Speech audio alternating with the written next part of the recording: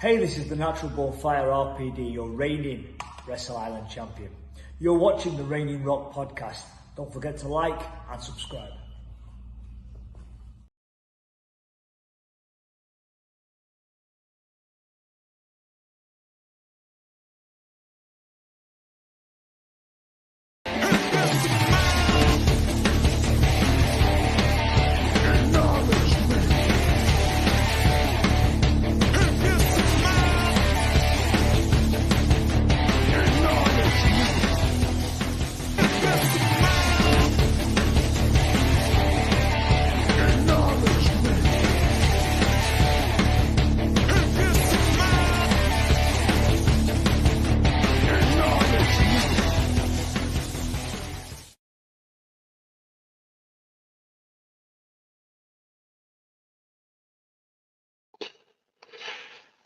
And if wrestling is the game, excellence in it is the name. I am.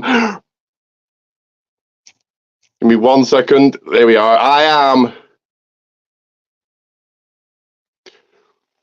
Ricky Goldman. This right here is the Reigning Rock podcast. As always, like, subscribe, and grab yourself a drink. Get this shared, all of that. And we kick things off tonight with an interview from the reigning, defending 1 year as Wrestle Island champion. A guy that's killing it on the scene everywhere he goes. 3 years, which is incredible, but 3 years undefeated. It is the one, the only RPD. Hi, man. You okay? Yeah, and how are you tonight? I'm good. Yeah, very good. Well, thank you in advance for doing this. Well, no, not in advance. You're here now, but you know what I mean. Thank you for doing this interview. My pleasure. Thanks for having me on. And I'll just quickly bring in my 2 co-hosts. First of all, it is TJ. Say his name and Oh, God. believe in Joe Hendry. We didn't need that, but thank you for getting me a copyright strike. Thank you. Can't be using other people's themes. Anyway. And his tag team partner, his frat brother, the money man, it is Mark. Bling, bling, ching, ching, bling, bling. There's always money everywhere. I need to get some fake dollars and just throw it up in the air or something. That is right. So, yeah, so RPD, I like to kick things off by asking every guest I have on here, how long have you been watching? What got you into wrestling? What got you into watching WWE? How long have you been watching it, and who is your all-time favourite? I got into pro wrestling very young. I think one of the first toys I ever got given was one of those old, if you remember the wrestling that used to move their arms properly, completely straight arms. I had like Ultimate Warrior and Macho Man and Hogan and that sort of stuff. And I was just enthralled. I think I was a big comic book fan or cartoon fan, if you will, when I was a kid. Looking at like obviously Spider-Man and Batman and stuff like that. And when I first saw pro wrestling, He's turning to John Cena again, but I presume another phone call. Hey, I mean, listen, it's hard being world champ. It's hard being island champ, ain't it? As Paul Heyman would just say, But until he comes back, yeah, I can understand the comic, because comic book is all about stories and characters, just like wrestling should be. Well, just like wrestling is, though. Wrestling is like that.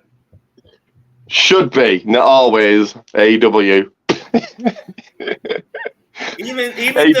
even them to a small extent, you know. Very. I mean, the one thing I will give AEW is Tony Storm, because Tony Storm pays homage to an era that's by long far forgotten. That's right. Sorry, man. Give AEW. AEW gets credit for Tony Storm because I see what Tony Storm is doing. She's bringing back the Gilded Age, the age that my mom loved to watch. You know, movies like Whatever Happened to Baby Jane or 12 Angry Men, those black and white movies. Okay, TJ. Well, we'll discuss that later. It's now RPD's time, if you don't mind. But yes, you were saying that you watched comic books and you got into Yeah, Warrior and Hogan.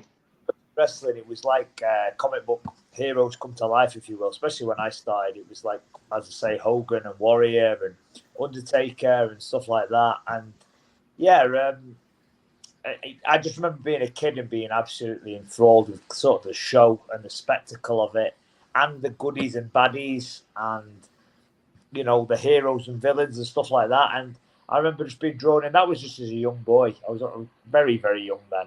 And yeah, I was hooked ever since. And then obviously, as I got older and I came more into my, young teenage years, that's when the Attitude Era kicked off, really. And that was like a massive part of me growing up, really, watching the Attitude Era. Telling all the teachers to suck it and stuff like that. Were you one of those? No. Something like that, yeah. So, sorry. Finish the rest of the question. You said who was my favourite. Well, I was Steve Austin was my guy. Always my guy growing up. You got his hair. Yeah, well, or lack of it, my friend. Lack of it. Yeah. I'll take that though. If I have any sort of similarity to Steve, I'll take it.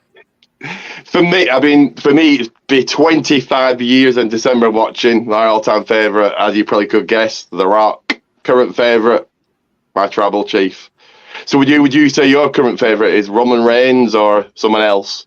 I think Roman the last few years has been phenomenal, hasn't he? Ever since the heel turn, I think he's been absolutely phenomenal. And now he's back as would appear like a monster babyface now. I don't know if he's my fate. I've met Roman, haven't I? I've met Roman. He punched me live on SmackDown, so that was an experience in itself. But yeah, I've got a few favourites. What was it like meeting him? I'm kind of a bit starstruck now, actually, but hey, yeah, it was phenomenal. He was genuinely just a big gen. They all were, the whole bloodline were. They were just the real, as you can imagine, complete professionals. And yeah, it was an honour to have done a small part with them. Was that the SmackDown over here in London, or am I mistaken? It was, yeah. I was part of the security force that tried to break them up, and yeah, Roman found me on the outside and quickly dispatched me. You couldn't get away from your tribal chief. No, yeah, I did not know correctly. So, did he inspire you to use a Superman punch, or I know it's not exactly Reigns' punch, but it's a version of it? I suppose he did. I mean, obviously, I started, I started late in pro wrestling. I was a professional boxer for the best part of 15 years, and then when I finally made the move over to pro wrestling, I knew that my finish would have to be something in regards to a punch. It just made sense within the gimmick, within the story. But rather than just, it's very hard. You see, a punch is a very hard. It's a very hard thing to get over, I think, because it also limits you. If your finish is a right hand, it also limits you right throughout a match, because it means you can't really throw a right hand either. So I tried to think of the most wrestling type of punch that I could, and that would, rather than just a strike, so something else. And obviously at the time, Roman was doing the whole big dog thing, and it was like his secondary move, if you will. And I saw that, and I knew how famous that was, and because of him, really. And I thought, well, everyone will see that as a wrestling move as well. It is seen as a wrestling move. It's being used by, potentially the biggest wrestler in the world. And that was it, really. So, yeah, I would say, obviously, I probably inspired to do a Superman. I never did a Superman punch in one of the boxing bouts, but I started. Is that legal in a boxing match, or is that totally illegal? Not meant to leave your feet on a. I mean, it has been done, but you're not meant to leave your feet on in a pro boxing. No. So we'll discuss that then. So 15 years as a boxer. Did you win any titles, and did you fight any like big? Maybe not Tyson Fury, but maybe somebody of that stature, like a big name. Did you get to find any big names? Sadly, I didn't get to find any big names on the thing. I was British unlicensed champion twice. That's how I started. I started in unlicensed boxing, and I won the British title at light middleweight and welterweight, and then I got a couple of offers there to turn professional, and so I did turn professional, and I ended up having 13 pro fights, and I won 12 of them. So I had a good career. And I won an international called the International Masters Championship as well. So I beat Lithuania's #1 at the time, and won a title in the pros. And that got me into the top 20 in the UK at that time. So that was on my 13th fight. But this is why I went into pro wrestling. I got an injury that sadly meant I had to step away from boxing. And in all fairness, I was just hitting my prime. So I'm not going to say what I would have done. Who knows what I might not have done much more. You know, I could have gone on. Boxing's a cruel sport. I could have gone one more fight, got knocked out, and it'd be all over. But I personally don't think that would have happened. We were on a 9-fight winning streak and just broke into the top 20. So things were looking good, and it sadly it just wasn't meant to be. It wasn't meant to be, and because of that, I was, as you can imagine, quite heartbroken, because I'd given so much of my life and dedicated myself to this sport that was in my family. My dad was my boxing coach, but he was a boxer himself. My granddad boxed in World War II and stuff like that, and you know, it was a big part of my life, and so I was. Oh, I want to say I was depressed, but I was not myself for about a year after retiring from boxing, because I felt like I'd lost a massive part of myself. Big part of my identity had gone, and then I got a call from a very good friend called Johnny, who runs Grand Pro Wrestling in Wigan, and he'd been a friend of mine for a long time. He'd come to see me fight and knew of my boxing and everything, but he knew I was a pro wrestling fan, because when I boxed, I always used to come to the ring to a different wrestler's theme tune. That was like my little nod to my friends in the crowd who were such big wrestling fans. And so anyway, I got a call, and he said, "Ryan, would you be interested in having a pro wrestling match?" And I was like, well, to be honest, at first I kind of disregarded it, because I'd boxed, like I said, I finished boxing at middleweight. I just didn't think I would be big enough or anything to be a pro wrestler, from what I'd seen over in America and stuff like that. But he said, no, you've had a legitimate fighting career there, right? That's something that I can sell. And I was like, cool, right? So it kind of gave me a motivation to start training again, get myself back in shape. And yeah, I had the first match, but the problem was, although I was a ginormous wrestling fan, I fell in love with actually performing and competing. And what it gave me was the buzz that I had missed for that year that boxing gave me. That was what was interesting to me. Like, in effect, it's very similar in a lot of ways. You're coming out into a live crowd and you're trying to put a show on. That was how I saw boxing anyway. I always tried to put a show on when I went out there. Same thing with pro wrestling, and yeah, I've never looked back since. 5 years later, we're still here. Is it not scary being hit in the face in boxing? I'd be the one running out of the ring, but that's just me. It is, I suppose, but as you can see, lads, there's not much to damage here, so it's okay. Everything's good. I'd be like this, running away, so not for me. I always like competition. I like physical competition. And, I don't think I was, for whatever reason, I was never a team player. Like, I played football or soccer to you boys. Played football and and my dad was a really good footballer. He actually played professionally as a footballer, but it just never fit me. I couldn't get myself into it. I couldn't. I don't know, acclimatise to a team sport and stuff like that. But boxing, when it was just me and the only thing that mattered was what I did. Yeah, I just took to it, and I enjoyed. As I say, enjoyed the competition of it, and enjoyed the kind of the challenge of it, like mano y mano, if you will, and who's trained harder, who's tactically come in correctly. So much. I fell in love with the art of fighting, and that was it really. So, yeah, no, I to this day, I mean, it's still my shoot job. I run my own boxing gym in Blackpool with my dad. Yeah, I'll just give me 1 second. All right. Just let me put that up then. And I don't know if Marcus has got any questions about your gym. He likes going to the gym, and but yeah, there's your. It's not letting me put it up. It's there it is. Sorry. It's there. So, right. My question isn't about the gym per se, but more so that transition. So, like, what was that transition like going from boxing to professional wrestling?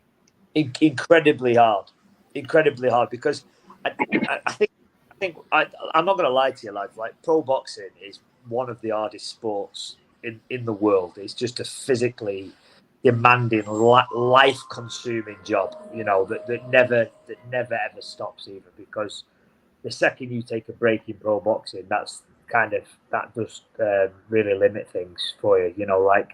But at the same time, I think people thought because I'd done pro boxing and he's tough, he's took shots and stuff like that, he will kind of disregard pro wrestling because of what it is.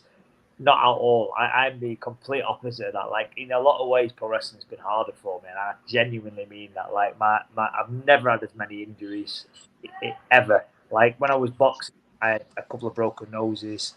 I had a bit of a damaged mouth once, and my hands got sore from time to time.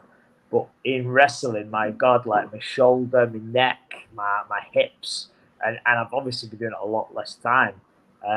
But yeah, it's an incredibly demanding sport. Is pro wrestling on the body, and yeah, I respect it completely. I completely respect it. I respect everybody who's done it for much longer than me and continue to do it. Yeah, because I feel like a lot of people will look at someone that did MMA, boxing, any other combat sport, and be like, "Oh yeah, that's an easy transition." And I think what they fail to understand is, like, I mean, first of all, as a boxer, you're not purposely taking bumps, right? You're not running the ropes. It's a lot of learning. Am I right about that? So much learning, and you've actually hit on a point there that just triggered. Like, if anything, I think being a boxer has made it harder in some ways, made it harder for me, because in a boxing match, you are taught and you are conditioned to be defensive and to be almost unwilling to let your opponent in, and not be easy and whatever. Whereas in pro wrestling, in effect, we're putting on a show here, and we've got to work together, and that is different in itself. Because if you are stiff or whatever, like you can be in pro boxing, and like, as I say, like, my natural reaction when someone throws a punch, put my hand up and defend it. Right. Where I had to kind of unlearn a lot of the skills that I had to make myself a better professional wrestler. When it took a little bit of time, but I do think it's it come good in the end. Does that also come with the art of selling people's moves as well, right? 100%, because the cardinal rule in boxing: don't show pain. Don't if I get hit and you hurt me, if I'm fighting one of you two and you hit me and you hurt me, the last thing I want to do is show you you've hurt me, or you're going to jump all over me. I've got to also. I'm playing poker with you, lads. I've got to make sure that you don't think I'm hurt. You think I've got loads of tank. Whereas obviously with pro wrestling, it's very expressive. It's extremely expressive, and for an audience to kind of follow the story the way we want it to follow, you've got to give them things that allows them to understand where we're at and what's happening and that sort of stuff. So yeah, it's different in a lot of ways. But again, that's what I'm so fascinated by, if I'm honest, because it's been a completely new challenge for me.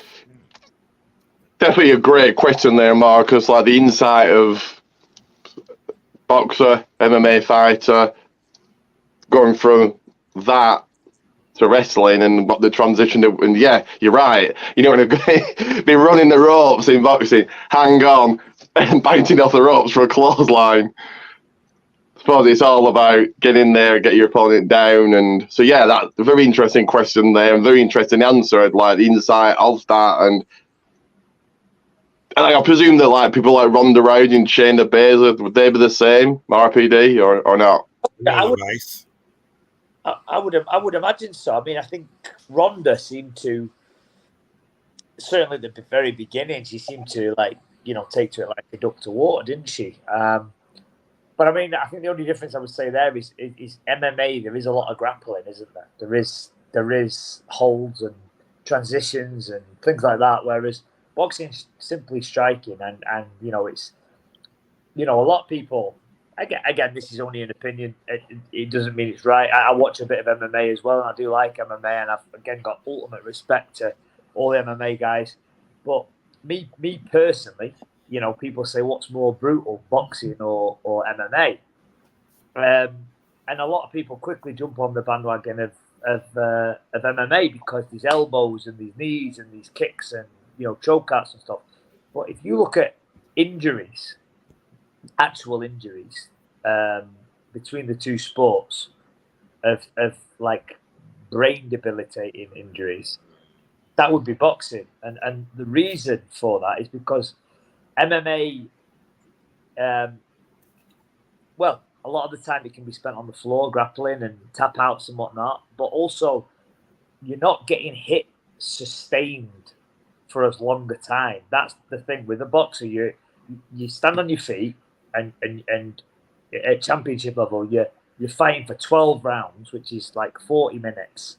40 minutes where you are asked to stay on your feet and get hit for 45 minutes or get knocked out. But if you don't, you go to distance, which would be 12 rounds points, That's a long time to be getting hit without going down or whatever, That's a long time of repeated impact. And so yeah, I think boxing is, in my opinion, just one of the most brutal sports going. And again, probably a massive part of why I was so attracted to it, if I'm honest, because I just felt it was like the ultimate, from a sports side of things, the ultimate sign of, I don't know, proving yourself, being a warrior, Yeah. I definitely understand. How do some boxers train themselves not to go down? Because, like, if you've got, for instance, let's say, I don't know, not that they'd ever fight, it's just a scenario, I suppose, here. Mike Tyson, Fury, they're fighting each other, they are wailing each other, and they're wanting to make their opponent go down. How's their opponent not going down? How do they train themselves for that? Well, sometimes you've got no choice. It goes out of your. If Mike Tyson hits you, I don't think you've got much choice about what's going to happen. to be honest, but I was a huge Mike Tyson fan growing up. But it's a brutal sport. It is a brutal sport, but it's a fascinating one, and it's one that's great because styles make fights, and just because one guy can beat one guy doesn't mean that guy that got beat can't beat the guy who beat him, and that's been proven so many times. And it's just a fascinating sport. But to then flip that back to wrestling, because I know this is obviously primarily wrestling, isn't that what's interesting about wrestling? I know we're putting a show on, but styles and characters make fights in pro wrestling, and every match can offer something new or something different, What's Definitely. the cardiovascular fitness what does it have to be a professional wrestler? I think a lot of people don't really know about how much cardio is involved with being a professional wrestler. You have to be incredibly fit to be a pro wrestler. And if I'm honest, when I said all the differences there between boxing and pro wrestling, which there are numerous, this is where some of the similarities have helped me as well. So things that have gone against me, there are things that have helped me. Like I've always had a good engine on me, always had a good engine for boxing, and that has definitely helped me transition to pro wrestling because, especially with my size and frame and everything like that, I'm someone who needs to be able to go for a long period of time. And boxing and being generally fit for the majority of my teen years onwards has helped me transition into that side of pro wrestling. But to answer your question, you have to be incredibly fit. It's unbelievably tiring.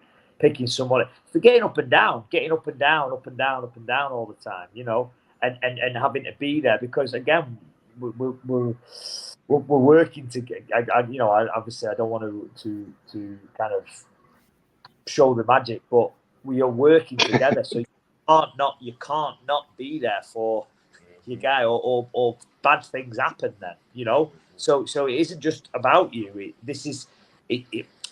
You are working in tandem, and if you're not there for your opponent, then that's when the accidents happen, and it can be extremely brutal then. So fitness is a massive thing, and I always, when I'm wrestling myself, I really do kind of hope that my opponents and I aim to work with people who I know have got a good engine who can stay with me for my safety and their safety as well. Absolutely. They're not getting blown up like me talking. I have to breath saying a sentence. I didn't mean for that question to go left on you, Rick. TJ, you got any questions for RPD? I only have one question for RPD. RPD. Yeah, you see what I did there, then? Eh? See what I did there? Is that why? RVD, RPD. Okay, then. Now I get it. I'll just expand on that very quickly. What it was is when I turned pro as a boxer, my name is Ryan Davis, and I tried to turn pro as Ryan Davis, but within the British Boxing Board of Control, there was already another Ryan Davis within the ranking system. So they asked me to change my name, and I was like, I don't want to change my name. That's my dad's name, like Davis. You are, should you? Yeah. My family name. Like, I don't want to be called another last name. And he went, well, you just change your first name. I said, I want to change my first name. That's my name. I said, what about my initials? And they were like, well, what's your initials? I said, well, my middle name's Paul. So I'm Ryan Paul Davis. And they were like, right, okay. So if I was called like RP Davis, would that be? And they said, yeah. And again, that came from the idea, I swear on my life, that came from like CM Punk, which in my head, I thought to myself, it's quite cool, that RP Davis, it's like a bit like CM Punk. So I went with that. And then very, very quickly in boxing, people started to chant RPD. But obviously, it sounds extremely like RVD, which is one of the most easy wrestling chants, probably ever. And so, yeah, I've certainly catched on to that, and it's been a massive advantage to me. So very interesting. Sorry, TJ, it was just very interesting. But go on, sorry, TJ. My question to you, RPD, is: what advice would you give to anybody that was looking to transition, whether it be from boxing, rugby, MMA, into the indie wrestling scene or wrestling in general? What advice would you give them? Take it extremely seriously. Like, that is my advice. Like do not think because you've come from another sport that without doubt is like you just then mentioned. Then I know a couple of rugby lads, incredibly hard sport, physically demanding sport, but don't come into this thinking it'll be a nice, easy, transition because it's been, for me personally, it's been anything but that. It's one of the genuinely one of the greatest challenges of my life, trying to learn this and become competent at it and being able to go on live shows and entertain people. One of the hardest things I've ever had to do. So yeah, let's talk about that. And so I saw you work at TNT. You're the adrenaline champion. So, how long have you been wrestling at TNT, and how was it being champion? Did you enjoy it? I suppose the answer is yes, but yeah, if you want to answer that. Just over 5 years ago now. So I've only been pro wrestling 5 years. But the problem is we had that pesky pandemic, didn't we, in the middle of all that kind of scuppered so much. So I did a year at Grand Pro in Wigan, and then the pandemic hit, and obviously I just thought that probably would be the end for me then, because it didn't. There was periods of time then, we all know, that it just didn't look like things were going to come back.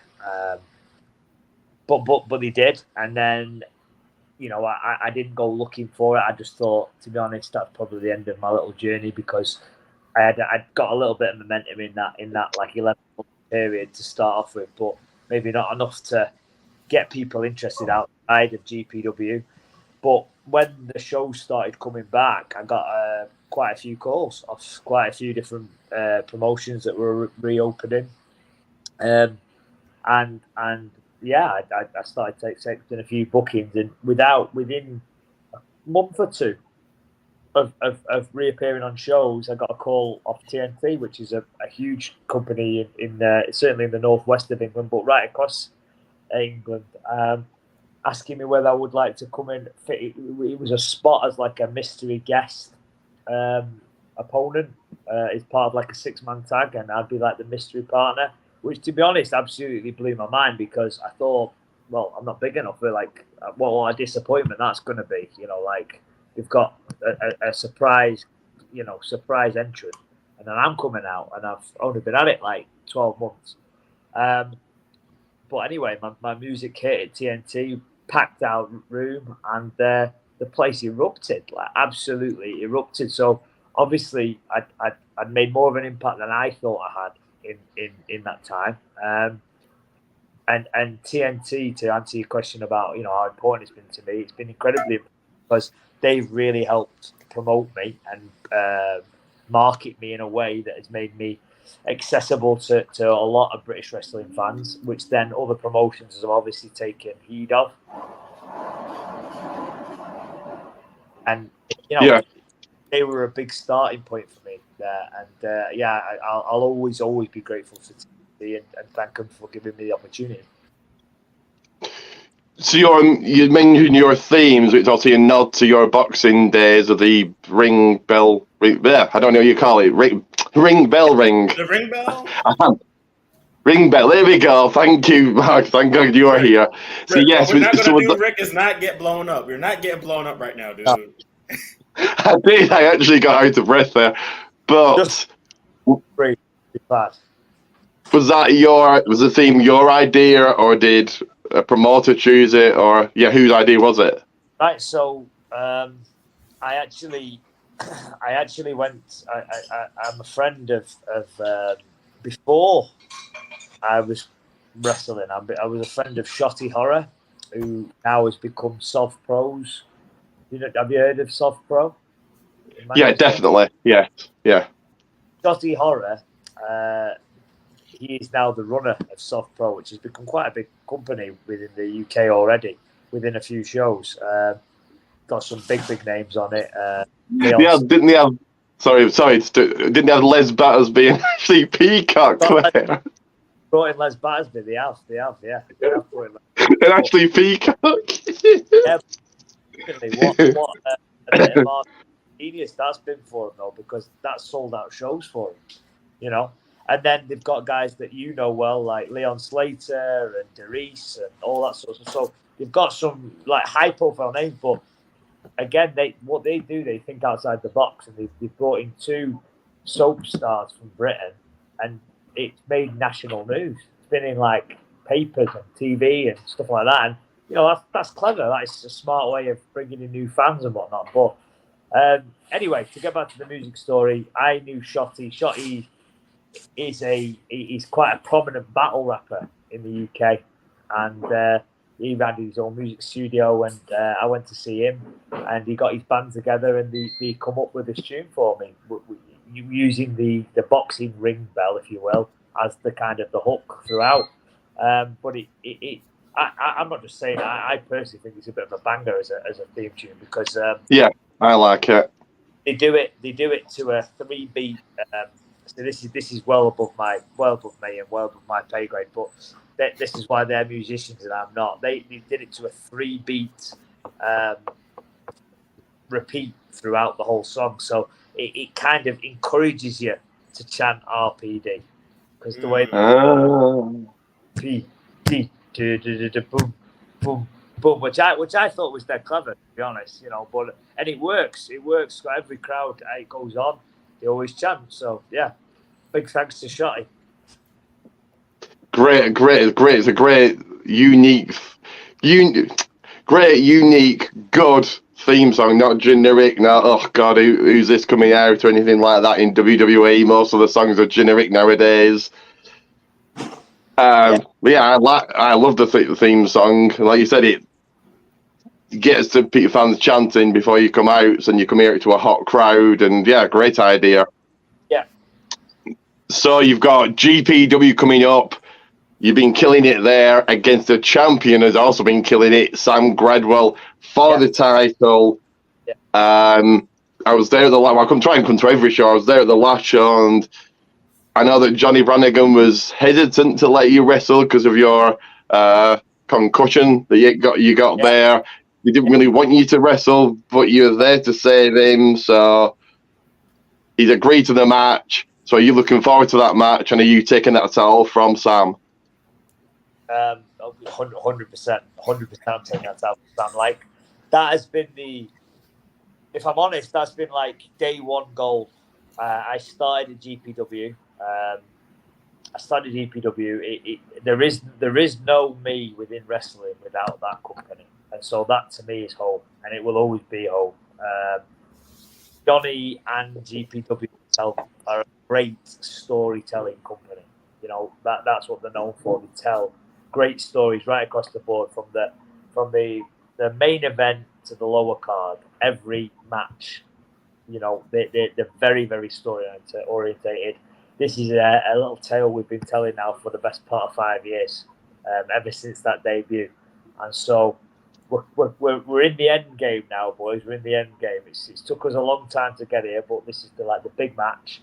Sam, I'm not just saying it. I personally think he's one, if not the best heavyweight in the entire UK. You know, he was on NXT UK for years. He's come back to the Indies. He's better than he's ever been.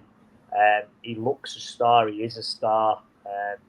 Physical, big, strong, great on a microphone. He's got every tool you'll need, and he's the perfect for me. He will be the perfect Foley for this match because he's a massive heel. I'm a big baby face there, and I just think it's kind of captured the imagination of that fan base as well. So yeah, I'm very much excited for that one. I definitely agree with the storytelling. The last event I was hooked throughout, like you say, from the opening match to the main event. It's all storyline driven. Yeah. So that's October 6th. It's after Bad Blood, I think. Yes. October 6th. So anybody watching, get yourself there to GPW in Hindley, Wigan. It's Hindley. But yeah, great company. And then you've got another match coming up next month, September 15th at Wrestle Island. You're putting the talent line you've held for a year against Lance Rivera. I was there at the last show. I saw the contract signing. I saw that you brawled each other out of the match in the tag team match, unfortunately allowing Joseph Connors and Teresic to get the win by count out. So it's certainly heating up. So are you looking forward to that match. And I presume you intend on retaining the title, but do you see Lance Rivera as a hard challenge, or is it an easy day at the office? No, definitely not. Like again, Lance is a different kettle of fish to Sam. Sam is been around a long time and has appeared on a huge stage already. And then he's back in the Indies now, and I have no doubt Sam will find his way back to a big stage again. Lance is someone who hasn't had a big stage yet, but he's young, and I honestly believe that you will all know of Lance Rivera. He's again, not to put hyperbole on, but I think he's one of the most impressive young wrestlers in all of the UK, and I can't big him up enough. I wouldn't big him up to his face. I'd just chin him and knock him out. But on podcasts like this, I can say it. And he's one of the most talented young wrestlers on the scene today. Certainly in the UK, I think he'll make a big name for himself. I think he's certainly the future of Wrestle Island. I think he's the future of Wrestle Island. But I said it on the last show. If he's the future, I am the present. I'm just not sure the present's come to run its course just yet. And that's how you cut a promo, folks. Yeah. Yeah, you seem to have respect for him in your promo. He respected you, but then he also said, "You will follow my lead," which I think is disrespectful to the champion. He's a kid. They say silly things. So I do hope you retain. I would much prefer you retain than him becoming champion. So I'll be there watching. I'll be there September 15th. There, not front row, but I'll be there watching you retain that title. Tough to catch his teeth. Yeah, when his teeth get knocked out, just be sure you catch him on the way down. give him back after the show. So, have you ever had the chance to, or would you want the chance to wrestle at Future Shock? And I don't know if you heard of Top Rope Wrestling, run by Sheikh El-Sham. Yeah, I've heard of both. I've wrestled for Future Shock before. I was part of I've done 3 matches for Future Shock. And Sam Bailey, who is the head trainer there, the Future Shock PC, has had a massive role in my own training as well, and someone who I respect very much and has helped me very, very much, in my own career. So, yeah, Future Shock is somewhere I think I probably will return to at some point, But it's like there's so many guys on the scene, and I work for a lot of companies on the scene as well. And I'm kind of not at my limit, but I do what I want to. I work for the companies I want to work for. I'll be honest with you, Future Shock are one of the companies, because of the past I've got with them. That if they asked me, I would be there for them. Of course, I would be. But I'm sort of very content. I'm a bit unlike a lot of the wrestlers on the scene who are just desperate to be on any show that they can just to get a rep in. I'm very kind of insular in what I'm doing, because I like being part of, as we said before, I like being involved in an angle that I can sink my teeth into and get involved in, rather than just a throwaway match or just be there just to get a rep in. I'd much rather kind of really concentrate on something that where I tell a story, a crowd can become invested in me, for one, which is, let's be honest, the job, because I want to sell merch and I want to get over with a crowd and whatnot. And I just think that's so much easier to do when it's not just a throwaway match that nobody's bothered about. I think it's so much easier to do when they can go on a journey with you, and then they feel like they're part of that journey. And then when it comes to its end, however that may be, you've gained some fans. I think that's how I've always took it anyway. So, and Top Rope Wrestling, would you want to wrestle for them? Yeah, well, again, I know H personally, and H is a good lad. I've wrestled H at Pinfall back in Manchester. Very, very good lad, extremely talented wrestler. Again, I would never say no directly to any company. Like I like H a lot, and if he came to me with a story that I felt would benefit me, but benefit that company. Because it's not just about benefiting me. I want it to kind of work together. Like if I'm gonna contribute to a company, I want to make the company better too. I want to do something that's going to kind of put more eyes on that company and bring more fans and whatnot. And so, yeah, it's just about, for me, kind of getting that happy medium of the jobs that I think I can benefit. The jobs I think that I can benefit from, but at the same time, I can actually benefit the product. That's what I want to do. Yeah. The great attitude. You're growing yourself, but also the company, the promotion, call it what you like. Also, I'm not sure you've heard of LW. You probably have. You're a wrestler, of course. I'm telling you, like you've not heard of these, but LWF based in Chorley. If you, I've heard of them, and again, I've got a lot of one of my very good friends within wrestling and in life. Troy Ryan is the champion at LWF, and I think the world of that guy. I think he's such a talent. I mean, there's so many. I'm sure it's the same over in the States, guys. Wherever there is wherever there's a town hall or wherever there is a gymnasium or wherever, there'll be a wrestling show, and we're very similar here. Every subsection of area has it would seem, it's certainly in the Northwest, a wrestling company. So, we've got a lot to choose from, but at the same time, I don't want to spread myself too thin. As I said, I'd rather concentrate on a smaller, more refined taste of promotions that I can actively do something to better. Do you know what I mean? Like that's have a storyline versus just you're there to just pull on a show. You wanna give more to what you're doing. Exactly. You want there to be a MacGuffin. Yeah, exactly. MacGuffin. Oh wow, you know what that term means. You have so much. Yeah, I know what MacGuffin does. I've watched Indiana Jones. I know what MacGuffin. I learned what a MacGuffin was when I was 20. Did you?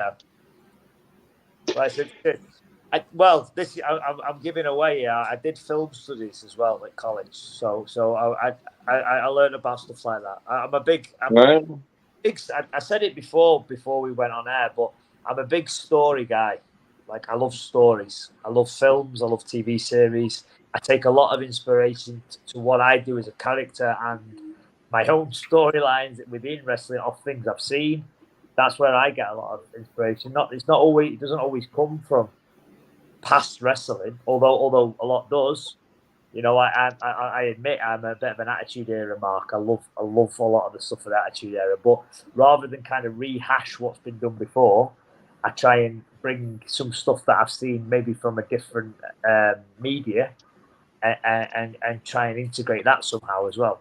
So yeah, I'm just a big fan of stories. I like TV. I like games. I like video games again, but I'm not really a multiplayer video game. I like story-based games, and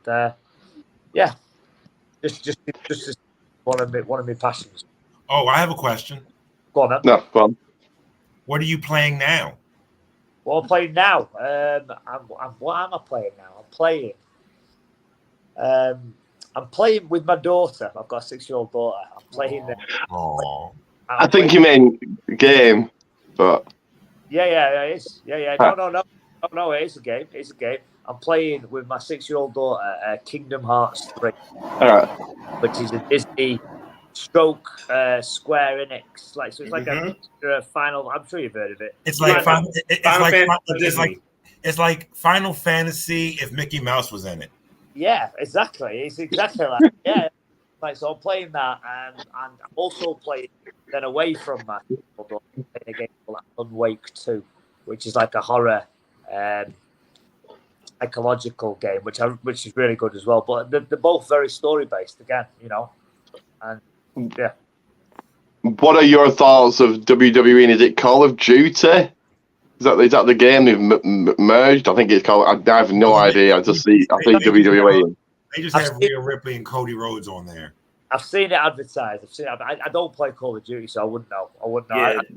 I've seen the memes on Twitter of like a young Dominic Mysterio looking at a picture. His dad game form shot. Do you know what I mean? It's brilliant, absolutely brilliant. I just feel that Cody and Ray doesn't really fit in that. Rhea does, but Cody and Ray just doesn't fit in that world. It just seems to be out of place. But that's just me. But if it makes money, it makes money. true. Okay, then that's all they care about. They don't care if they look out of place. It makes money for them. It's always everything's about the money. Everything. Ultimately, if it sells, it's worth it. And speaking of Troy Ryan, like, yeah, you're right. He's killing the scene. I saw him cash in for the title at LWF. Meatwagon are killing it. I'll be there this weekend. Both days for a future shot. There's a TLC match. Would love to interview him. Have you had a chance to wrestle Troy? And if so, how did that go? I have. I wrestled him in Knockout Wrestling in Barrow, which is another great company that I work for. And again, I've got like a fanatical fan base in that town, in the Lake District area. And I wrestled Troy, and he was great to work with. And I've worked with him a couple of times. I worked with him in Odyssey. We did a TLC match actually, like a 6-man tag TLC. Wow! And the finish was me jumping off the top of a ladder onto Troy through a table. So it was big. We've got history. But he's a great worker. He's a great worker, and most importantly, he's a great guy. He's someone who makes any locker room you're in better. And is it? Sorry. Go on, man. Apologies. Is it harder being in a TLC match, or is it more harder on the body and harder to call, or is it? I'll be honest with you. That match we had was absolute chaos. It was one of the maddest 25 minutes I've ever had in my life. We knew what it was going in, but I don't think I've watched so many of them. But watching them and doing them are two different things. And we had. It was so much fun, but it hurts. It really hurt so much. So yeah, it was. I won't be running back to do it again. It's a bucket list ticker that has been ticked now. I'm all right. I'm okay. Does it hurt going through the tables or not? It is going through the tables. It's the chair shots aren't always pleasant. The ladders are particularly not. The ladder we had didn't exactly. It wasn't made to order. So yeah, it was a rough night at the office, but genuinely one of the most enjoyable nights I've ever had. That genuinely one of the most. That was for Odyssey. Have you heard Odyssey in Morecambe? Yeah, I want to go to them, but Morecambe's a bit far away for me. But yes, I've heard of them. If you never get to an Odyssey show, please do, because they are genuinely the most fanatical fans in this country, and I mean that. Like, I've never seen people love wrestling as much as they do in Morecambe. And so yeah, if you can go, it's a special night. I can only imagine what it feels like. Just imagine what it feels like to be slammed onto a steel ladder. Like, ugh, that can't be nice at all. Just like, ugh, grit your teeth and get on with it. Just, ugh, no. Yeah, my ribs didn't thank me. I bet they didn't. But Marcus, have you got any more questions? Not that I can think of right now. No. Did an awesome job with giving us more than just, some basic bare line answer. He just, elaboration is a great thing. And, that comes from him being able to cut promos, him, going to different promotions and being involved in different stories. Actually, I guess I do have a question. Bookings. And you spoke upon, wanting to make sure that you're involved in a story. Yeah. But how tough is it to tell companies that you really want to be a part of no if they have if it's like a conflict of interest or conflict of schedule, I would say? Oh, very, very, because I think ultimately I'll contradict myself slightly because I said it before. I'm not really a team player. That is what pro wrestling is.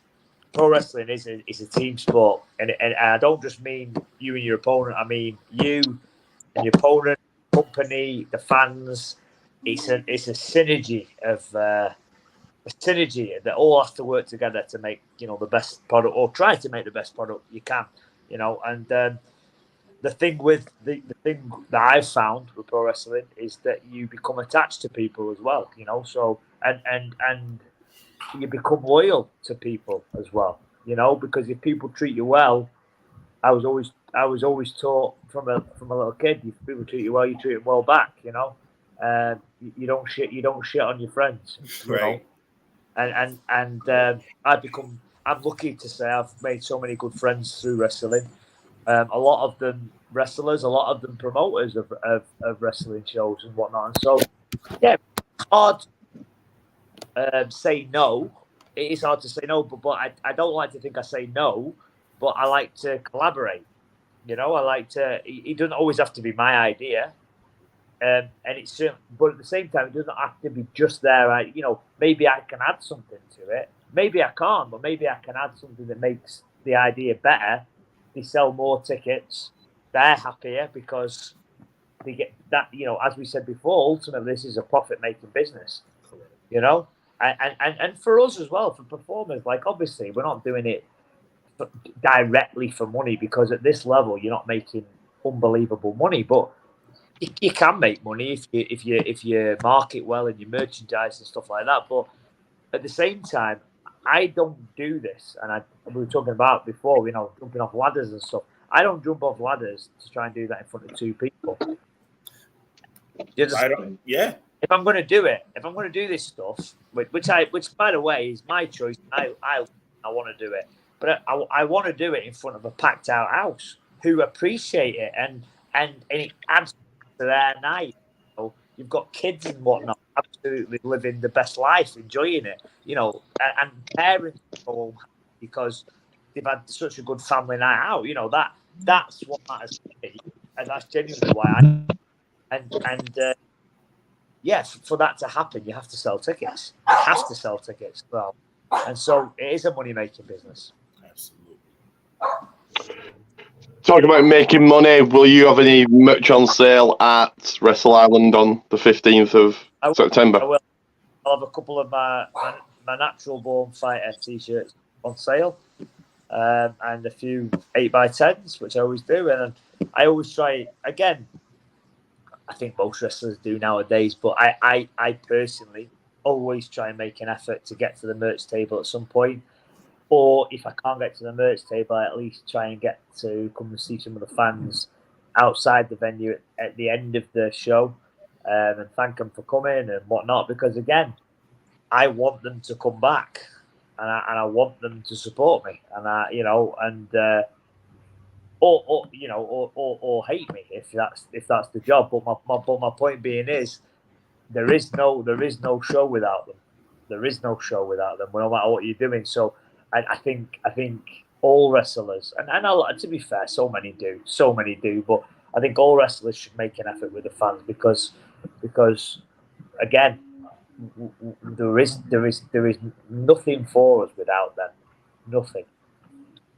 They are the reason we are there, and if we forget that, then I think we're losing ourselves a little bit. I will certainly be buying a couple of your t-shirts because I like collecting t-shirts. I think it's 337 wrestling t-shirts I've got now. So a lot. I'll have a t-shirt. So I like to collect t-shirts, wrestling ones anyway. TJ, have you got any more questions you can think of or not? No more questions on my end. Okay, no problem. So, do you want to promote your Facebook page? Oh, it went then. Where did it go? It's gone. Oh, sorry. There it is. Yeah, it was up. It went again. I was pressing where they are. That's the one. Yes. Yeah. So if you want to find me on Facebook, I'm under RP Davis, Davies. On Twitter, I'm RPD Fighter, at RPD Fighter. And on Instagram, I'm under RP Davis again, I think. And then that what you're showing there is actually a direct link to my boxing gym's website. So that's my well. So that'll take me through to that as well. So I mean, don't get me wrong. If you want to get me some more clients from the PTs, that's absolutely great. I will appreciate that too. But yeah, no, thanks, boys, so much, all of you, for having me on. I really do appreciate it. It's been great talking to you. And put your hair up and square up. That's it. Like Shayna Baszler, Sonya Deville. So I'll see you on September 15th and then October 6th. And good luck in both matches. I hope you squash and squish Lance and take that title from Sam. It's a deal, my friend. It's a deal. And a massive thank you for joining me. I've really enjoyed this. You're one of the ones I wanted to interview for a while, so thank you. No, my pleasure. Thank you, boys. Thank you, lads. Appreciate it. Thank you. And I'll see you. I'll catch you at the show. Right, see you. Right, thank you. Yes. Right. All right. Right, thank you. So, give me a second. I think I've got some breaking news coming through. That is right. I've got breaking news. Give me a second. Breaking news. Breaking news. A big update. Give me a second. Breaking news. And it's here.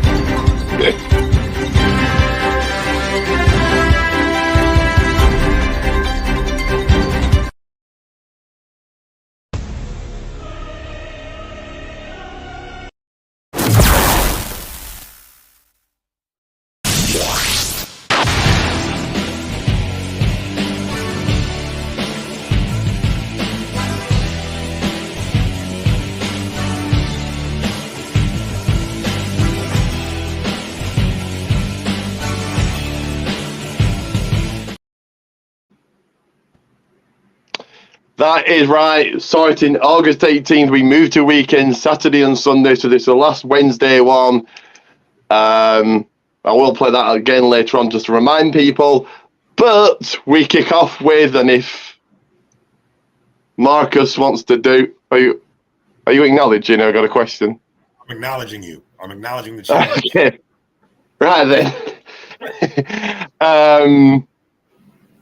But yes, first segment of many, and if Marcus wants to do the intro, he can, but let me play this video first. And I'm gonna have to put my phone on charge. Oh no, it is on charge. Let me play this.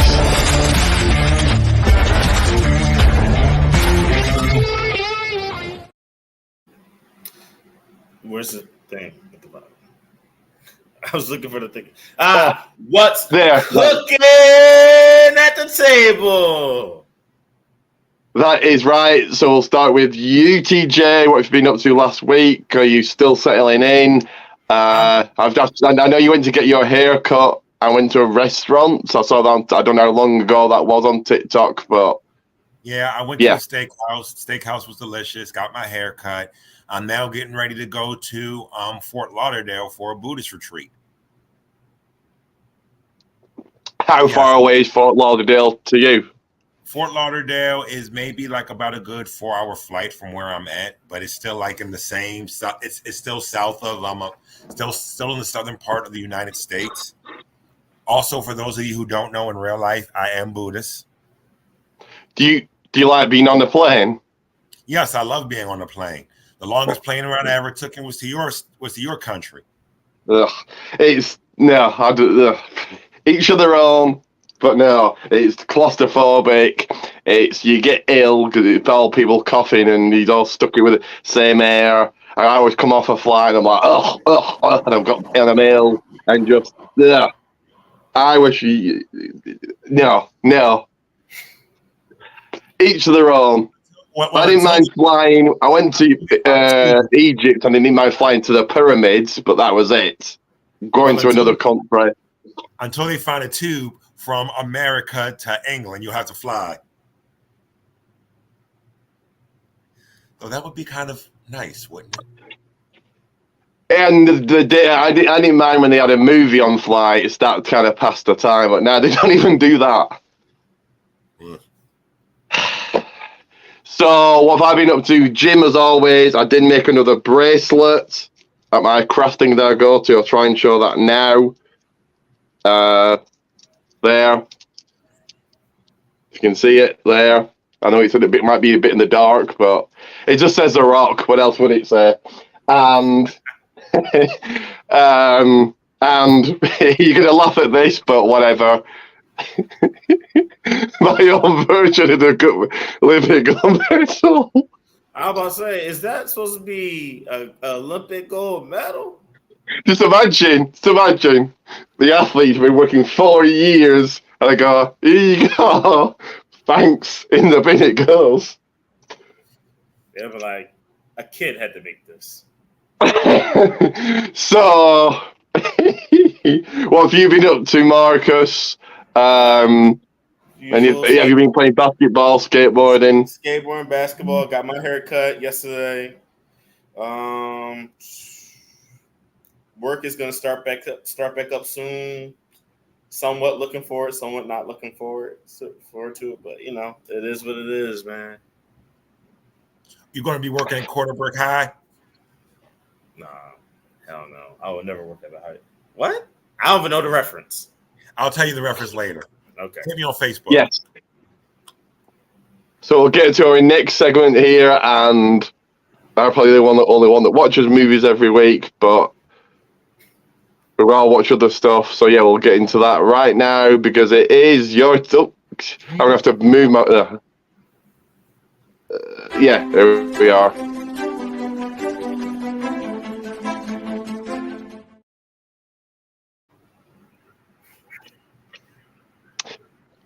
TJ, you're up. Well, there is actually a movie coming out on Netflix. I forgot the name. No, he wants you to do the thing. Movie talk. Talking about all there we things are. From Hollywood, Bollywood, and Nollywood.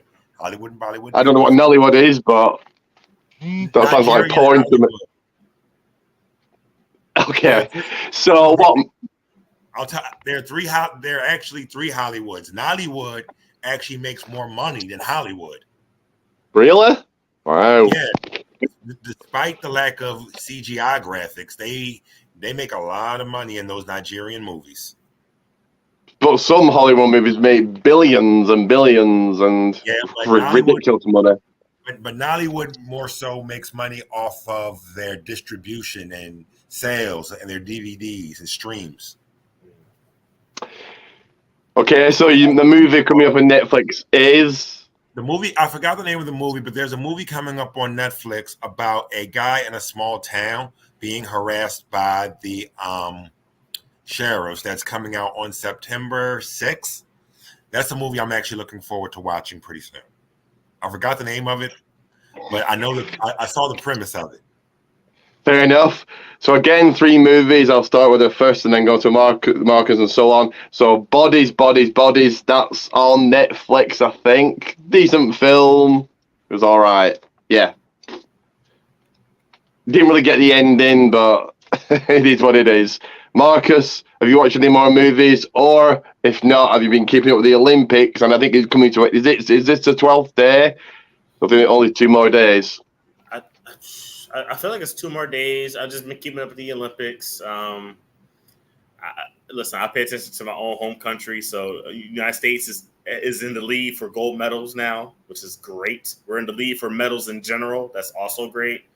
London's 4th. England, not London, but England. Yeah. Great Britain. That's Wales and Scotland. But yeah. But yeah, I've been watching the Olympics ever so, keeping up with the medal watch. Of course, I'm watching mostly USA basketball, both men's and women's. Make sure that they both dominate the competition, which they have. More so the women than the men, but the men also won by 30 yesterday over Brazil. So I watch on an app. I don't know if you get the channel there, but BBC. It's called BBC, British Broadcast. We get BBC. So I watch it on there and just zoom through it. But just I don't watch the entire thing. I just zoom all through it. Gotcha. Second movie, and TJ did say when you want to watch this movie, your IQ lowers. But I'll sit and watch anything as long as it's good. Jackass. No, Saving Bikini Bottom, the Sandy Cheeks movie with SpongeBob. I'll watch it and watch anything. And the movie I watched on Monday, Red State. I don't know if either of you have seen that with John Goodman in it. That was a good film. Have you seen that? John Goodman's a good actor, but not seen Red State. No. I like okay. Yeah, and didn't he play a dinosaur as well in some thing? He played Fred Flintstone. No, I'm sure. That's my favorite role. Well, I remember, maybe I'm totally making this up, but dinosaurs and the main one wore like a check shirt like Sami Zayn does, and no, he was Fred Flintstone. Right. Okay.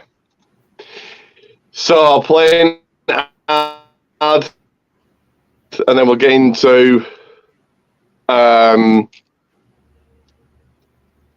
well, I've not been to a wrestling show. I've been to a watch party, so I'll very quickly discuss that. But I'll try not to get blown up as I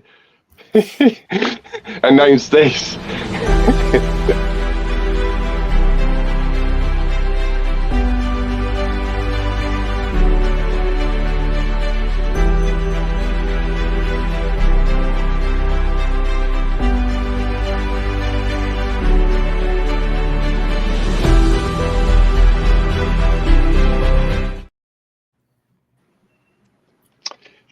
So that is right.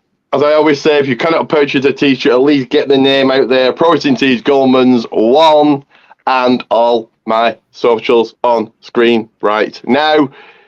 Like I said, not been to a wrestling show, but I've been to a watch party, so I will just very quickly cover that. I don't know if either of you go. Oh, you said you don't go to a watch party, didn't you? But they are good fun if you can get to one. But yeah.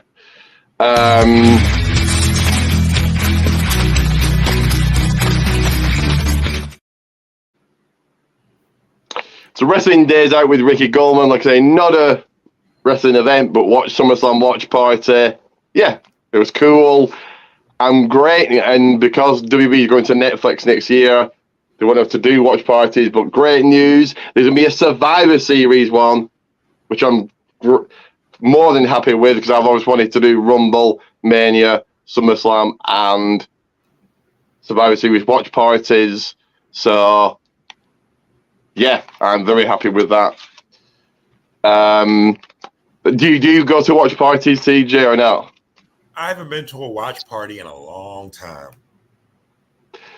It's the ultimate funny. I loved it. They were playing theme songs, and there was a quiz, and so yeah, it's all good fun. So I'll say this. Because the last time you asked me about going to watch parties, I don't. But I used to host them when I was in college. So when I was in college, I used to, I used to be a residential advisor. So you have to host programs. So I would host a Royal Rumble watch party. I would host a WrestleMania watch party. And believe it or not, people that wasn't even into wrestling would just like kind of stop by and just be like, "Yo, y'all, wait, wrestling still happens?" And they would sit down for about an hour. If it was the Royal Rumble, they sat down for an hour, at least an hour, and it was pretty cool. That was the year that AJ Styles came out, and that like no one knew. It was such a like it blew people's minds that AJ was out there. I'm like, oh, it went crazy. And then WrestleMania, that one of the super long ones when who won? Oh yeah, stupid fucking Roman beat Triple H. That one, that long ass fucking WrestleMania. We watched it from the USA pre-show all the way through, and man, that was a marathon of a watch party. But you know, it used to be a fun thing to do. Does wrestling still happen? WWE's going to laugh forever, I'd imagine. I can't see WWE ever. Well, as long as it continues to make money, why would it go out of business? So these were people that stopped watching wrestling at like during the beginnings of like the Ruthless Aggression era or during the Ruthless Aggression era, or people that honestly saw the end of the Attitude Era and was like, okay, I'm checked out, I'm done. Or people who just fell off. Yeah, it won't be my lifetime, but I fully expect one day WrestleMania 100 to happen in 60 years. Why would it ever end if it continues to continually make money? So, exactly. Why would it? It's not gonna do for all these marks, these AW marks, WWE empty seats at SummerSlam or whatever. It's going to continually to make millions and millions, if not billions and billions. So, and I had a few questions there. Oh no, yeah, Mania 35 it was with Becky Lynch, wasn't it? And the pub that hosted it, it went on that long. They just said, look, before the main event, you'll have to leave. So I rushed back to where I was staying and watched the main event. But it was that long they had to close. It just went on forever and ever and ever, didn't it? It was like, oh. Yeah. When you did hosting, did you have like wrestling themes on and do a quiz, or was it just purely just to watch along? Just to watch along. It wasn't that many, at least out in the open wrestling fans. There was a couple closeted ones, but a lot of people wouldn't say if they liked wrestling or not. So people would just join the watch party. And then they got into it and they started marking out. No, okay then. Somewhat. Me. Just somewhat. So I will play this again, just as a reminder for people, the big move, because, yeah, breaking news. So here it comes again.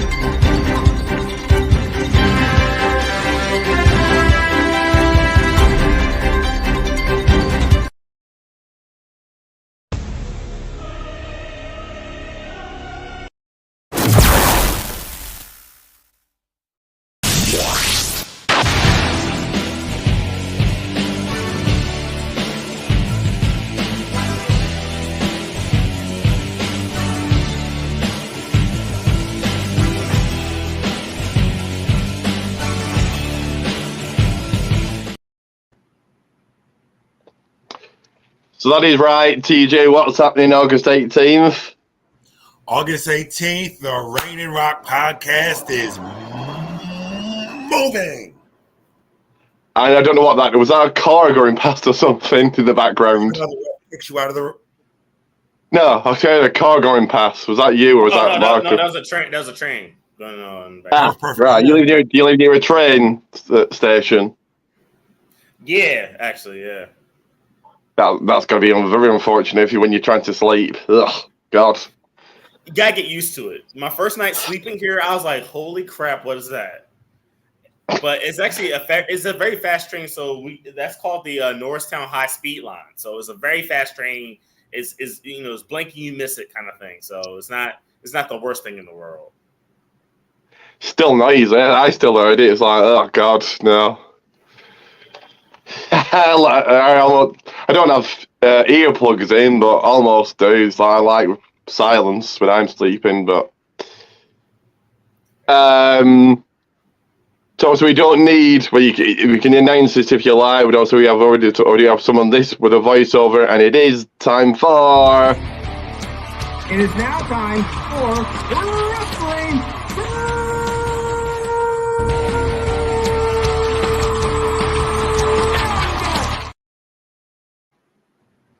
Roundup. I'll finish off what he didn't. But yes, wrestling roundup.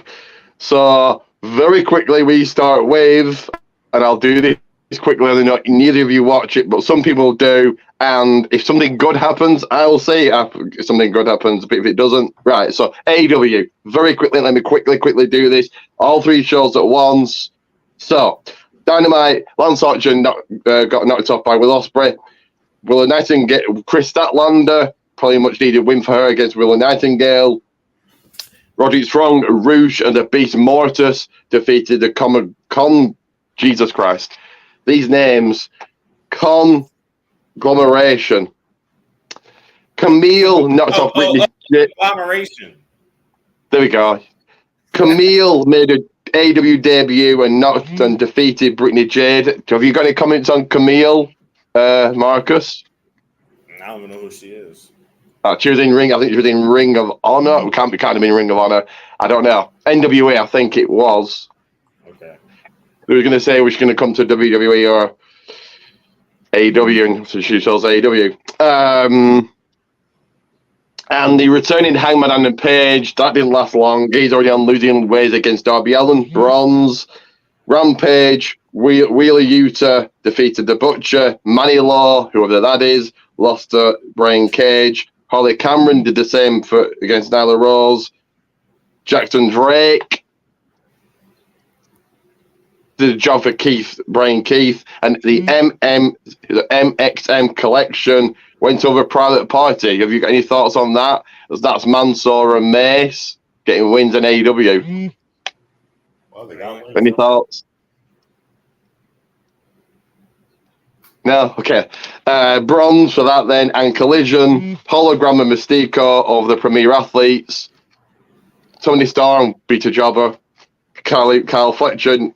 So Brian Cage might have won on Rampage, but he lost on Collision. Triple threat match, Claudio Castagnoli, Ishii and Lee Moriarty. Claudio Castagnoli, your winner. Thunder Rosa knocking off Taya Valkyrie. And Darby Allin FTR beats the Undisputed Kingdom and beat the Beast Mortis. Again, bronze. Do you know who the Beast Mortis is, Marcus? Have you heard of him? He was Taurus in AEW, I think. No. No, okay. So let's go to your show, Smacky D's, and we kicked off. And we kicked off with Marcus. What did we kick off with? Oh man, I did not take notes on Smacky D's. Everyone's favorite champion. Oh yeah, Cody. Anyways, no, it actually isn't. But yes, Cody Solo. Making the match bloodline rules. He didn't. Yeah, why? It makes him look stupid. Why is it? Why? He knows what bloodline rules match do. I'm gonna tell you why. I'm gonna tell you why. Because what better way of getting rid of this goddamn bloodline than to beat them in their own gimmick match? That's the only thing that he can think of. Like, you know what? The only way I'm gonna show you up is by beating you in your own damn match. No rules. We're just gonna be out there beating each other to a bloody pulp. And don't worry, folks, we're gonna talk about SummerSlam as well, but not yet. If I'm a champion, and here come again, suspension of disbelief. None of us are stupid. No one's stupid. We know it's not real. It's all pretend. But the suspension of disbelief is portrayed as real. So if I'm a champion and here comes a heel saying it's going to be this match, a match 10,000 people are going to be involved, I'm not choosing that. But okay, your thoughts, CJ? No thoughts. Let's just move on. Nobody cares about Cody. Okay. We didn't first match. Yeah, right. We didn't say that. I said that. I said no one cares about Cody. Care about Cody, but we just don't. Yeah, next thing. Do you remember the first match on SmackDown or no? Didn't watch it. What was it? Andrade El Idolo taking on Carmelo Hayes. This is a good match. Some people didn't like it. It was a bit too long, but Andrade just caught Carmelo. Carmelo didn't look bad in defeat. He got kind of caught, getting rolled up out of nowhere. So, yeah, I like what they're doing with Andrade. Me personally, I would turn him heel and he goes after Cody. I don't think he's lost a match since returning. So, and he's champion. I see him and Melo having a rivalry. Probably. It's a really so Carmelo Hayes and Andrade are putting on really good like lucha style bouts. They're doing a really good job of opening up shows and just, like they got great chemistry in the ring, and you love to see it. Yeah. Were you okay with the time limit of the match? I know it went a little bit long, but yeah, I know. I like the time limit of the match because it allowed the guys to kind of show off a little bit more of what they got, especially with their styles being quite similar. Them, especially Andrade. Shout out to Andrade. He's like pretty built, but he does the lucha style, which is like kind of wild when you think about it in that kind of way and shape or form. Because when we think about the lucha style, we mostly think of someone smaller, but Andrade is actually bigger than the average luchador. would you turn him heel and he goes after Cody? Because we'll get to Raw, but who's Cody facing at Bash at Berlin? So would you turn Andrade heel? No. Okay. First of all, you need to close the program with Carmelo Hayes first. Then we can think about maybe turning him heel. But right now, you got a good program going with Carmelo. It allows Andrade to build up momentum to possibly say, hey, you know what? Maybe I should be going for this title. Because right now he's just a mid-card guy. He's upper mid-card, but he's not there yet. I'm sure he's undefeated. Has he lost a match since returning? I know he won at Mania. He's speed champion. Money in the Bank. He lost Money in the Bank, but that's it. Everyone loses that. I mean, singles match or a tag team match. Okay, all right. Well, then, as far as I know, no, I don't think he's lost any matches, single or tag team. So for me, he goes after Cody, but. Yeah. Anyway, do you remember the next match, Marcus? Or no? I ain't take no notes on SmackDown. It was I'll run the a Mexican versus Mr. Cruz. Okay, Santos Escobar knocked off Apollo Cruz. At least they're trying to do some of the Apollo, I suppose. But right. I see. So I watched SmackDown. I just didn't take no notes on it. It was all right. It was an okay match. You know, give Apollo something to do. Him in that tag team with Baron Corbin is weird. At least to me, it's weird. Because thrown together. Hey, bald dudes. And it's more like they've got nothing for either. Let's just throw these together. The Rogaine Warriors. So there was not one, but two championship matches. Again, why couldn't these have been at SummerSlam? Anyway, Jade Cargill, Bianca Belair did win, but it was via DQ. Yeah. So Alba Fire and Isla Dawn retained. Okay. Yeah. Okay, that was cool. I mean, I guess what it is, it allows their feud to build up, right? And who was it that beat up on the tag champs? Who was it? Blair Davenport from NXT. Oh, you don't watch NXT, so. Yeah. No. I know who she is though. Okay. Their little buddy. The Australian Mean Girl. It was. I mean, of course I didn't like it, but at the same time, it allows the feud to build up. It might also give Naomi something to do. She ain't doing nothing. And she's been wanting to get her hands on Blair for a minute. So there we go. Cool for Blair, but the tag team champions are quite irrelevant for those. I'm probably the only one, or a very small number, that checks the main event results, because I watch everything WWE from main event to WrestleMania. But Isla Dawn lost on main event to Ivy Nile. Like, ooh, damn. Like, that's bad. She's losing a match on main event. So the tag team titles really mean nothing. So it's cool for Blair, but So, and in your main event, the Bloodline, your brand new tag team champions, DIY 28 days or 29 days as champions. Yeah, the Bloodline. If you had stuck this at SummerSlam, this would have made Solo look stronger heading into the main event, but they didn't. So, that's what they should have did. They should have saved it. That could have kicked off WrestleMania SummerSlam for all we know. That could have kicked it off. Yeah. because it could have sold the whole bloodline thing. It would have made it a lot more fun, right, to do that.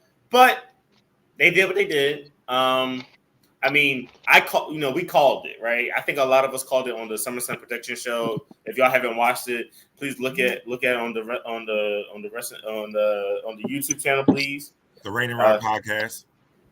Give me 1 second. I'm gonna have to move. 1 second. The people I'll just charge my phone. But I feel like they could, they did what they did. It was pretty epic. I mean, Joey Gargano is from Cleveland, so people thought it was going to get that hometown cooking. But I'm sure a lot of people in the stands were like, "Damn, Bloodline about to win," and they won. They got the titles. It was all right. It was a heartbreaker for Joey and Johnny. I keep calling him Joey. Johnny Gargano and some people in Cleveland, but yeah. If people were expecting them to lose, I was expecting a certain somebody that we'll talk about later to return right there and then, but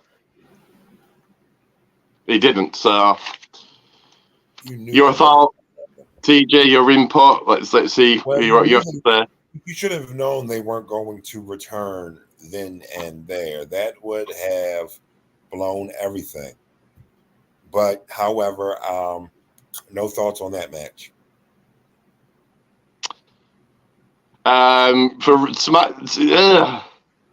SmackDown was filler and never should be because you never know who's watching. If I'm a casual fan and I go, "Oh, it's SummerSlam.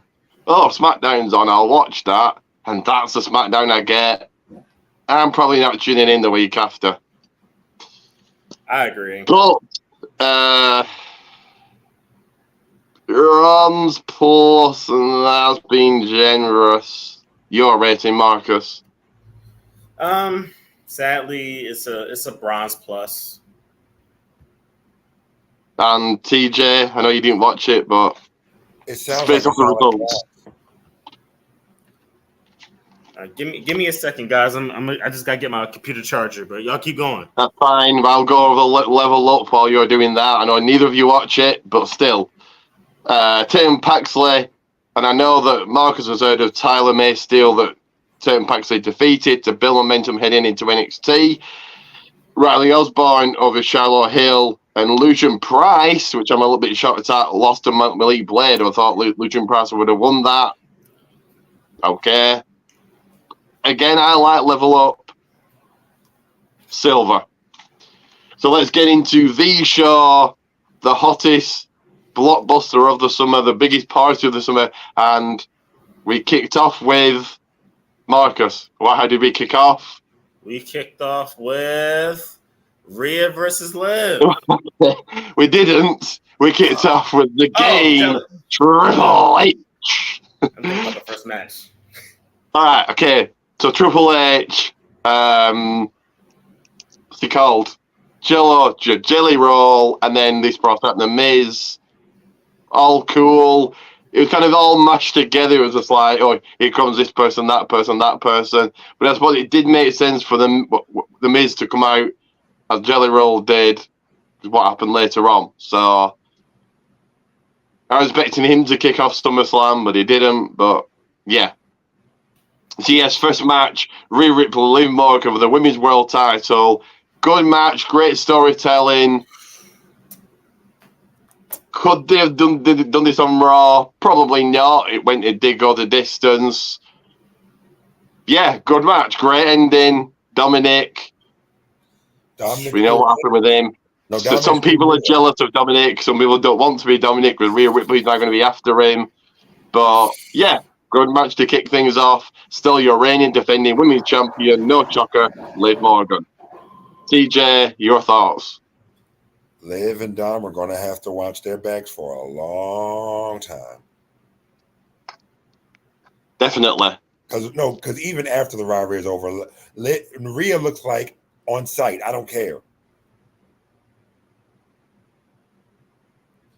She's going to, yeah, I can't wait to see how this cooks. Did you like the ending that was very similar to how Liv won the title in Saudi? Yep. Because like I said, we saw this coming. We saw this coming eons ago when we caught Liv and Dom canoodling and walking away from each other backstage. Yeah, they've been telling this for a long time, haven't they? This, if you think about it, like way before. I think was it when it must have been when Rhea got injured. When Rhea first got injured. But like just like somewhere just in the background and see this watch Triple H is so good and it like just the thing in the background he knows that someone will notice that, even if it's just one person, that one person puts it on Facebook, Twitter, whatever, the whole world knows about it. And you saw like Dominic leaving Liv's locker room and that was in the background and that wasn't even what you were went to be paying attention to. So yeah, great storytelling. Marcus, do you agree? What did you like about this match? What a great! First of all, amazing match. I love the ebbs and flows, the ups and downs. It took you through a roller coaster ride throughout the match. And I know when a match takes me through a roller coaster ride when I'm getting excited about like big spots. It had really good spots. I mean, the betrayal part was the grandiose. It was so good. It was so good. Like the way that Dom just kind of slid the chair into the ring, he just kind of put it back where it was, and perfect placement for Oblivion, and it was great. And what made it even better, they delayed him helping her up, right? He kind of walked up the ramp, the walkway. He walked up the walkway a little bit. He came back and helped Liv up. It wasn't he was waiting for her outside the ring. They built that part up too. They waited. They allowed him to. They allowed the shock of everybody. Like, oh, he did that to mommy. I can't believe it. And then the moment he picked her up, good writing, good writing, good selling, good everything. That match was good. But then I think that Liv has become the rear in like, who's got Liv going to lose to? As you've said in the past, you've got one person that's not in a faction, and that's Zelina Vega. Well, whoopee. And Rhea's not beating her, so... Well, I mean, this is why we watched the show. And we're going to talk about Raw soon. Maybe Sister Abigail will come after her. Oh, no, dude. Why would Sister Abigail be wanting titles? Wyatt 6 versus the Judgment Day would make sense, because the Wyatt 6 doesn't like people who turn on their families. Why would Sister Abigail, again, the suspension of disbelief, why would she want a championship? Why would she care about a championship? She wouldn't care about the championship. The championship would just be there. She would take the championship to make a point as to you should never turn on your family, Liv. You should never come in between family. Yeah, I think you'd have to build the. Okay, she's been champion before, but to be seen. TBS to be seen. So let's go into the next one. That TJ, do you remember what it was? Remind me. Intercontinental Championship. Oh yes, the Intercontinental Championship between the champion Sami Zayn and Braun Breaker. That should have gone 5 minutes, but it didn't, and it was an okay match. And I think the match went as long as it should have been, because it needs to make Sami look credible. If it would have went less than 5 minutes, Sami wouldn't have looked credible for his next chapter in his story. That's right. Which is now probably the Bloodline. I would imagine that's probably what he's going towards now. Bloodline, Civil War. When we get the Raw, we'll talk about that, because I got some shit for that. This could have easily been a Raw match. I do it again. We're all different opinions, and that's fine. But I think 5 minutes. It should have been a squash. Braun should have killed him, or like Brock did with Cena at SummerSlam. Cena was still in it, but he was still getting killed. So yeah, I think Marcus. Here's my thing. Sami's whole thing was he's a fighting champion. You can't knock him down easy. A squash match would have killed Sami Zayn's whole aura, right? It would have just destroyed the whole thing. Like, it's not the same as if because even when you think about the match at WrestleMania, right? Him versus Gunther. Gunther is a different kind of opponent compared to Braun Breaker, correct? But if Sammy wasn't giving up against Gunther, why is he giving up against Braun Breaker? Like he's supposed to be giving off the persona that he's a fighting champion that doesn't back down. Him being squashed would have ruined everything. That just would have that would have killed everything that his character was and is. It just would have hurt too much to that would have been some bad booking. To have Braun Breaker squash him, that would have been bad booking, in my opinion. Should he squash, if they have a rematch, be that Raw, be that Berlin, should he squash him then? No. It wouldn't make sense to squash him. He knows his opponent. Like, once again, they faced each other once. They didn't know each other that well. That's how Braun Breaker got caught off guard. Braun Breaker won the second match. He knows Sammy. He doesn't underestimate Sammy no more. He treats him like a real deal because he is the real deal. If they do a third, I mean, first of all, you got to gimmick the matchup.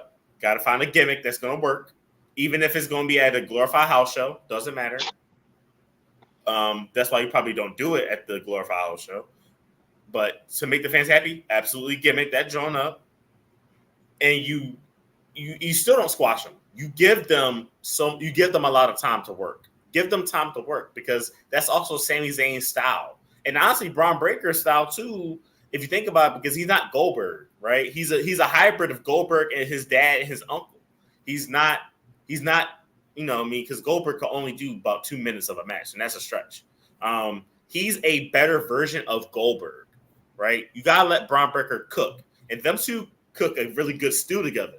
They know what they're doing, so you don't squash them then either. Yeah, I agree with that. I agree with it needs a stipulation. He's probably going to be at Berlin, I would imagine. A Berlin street fight, something stupid like that. But yeah, I've got a lot of thoughts on. Oh God, the opening of Raw. We'll get to Raw. The opening of just. Ugh. Anyway, next match. Marcus, do you remember what it was? LA Knight. Yeah. Logan Paul for the US title. Logan just gets it. Logan really gets it. I've said this before, I'll say it again. He improves every single match. He just, If it's possible for him to improve, he does. This really went the distance. I did say this could have been on a SmackDown, but okay, it was good. It was a good match. I don't know where Logan goes from here now, but yeah, US champion Logan Paul. And I did appreciate TJ's notes on the Machine Gun Kelly. How can he be taken serious? Machine Gun Kelly is basically your knockoff Eminem.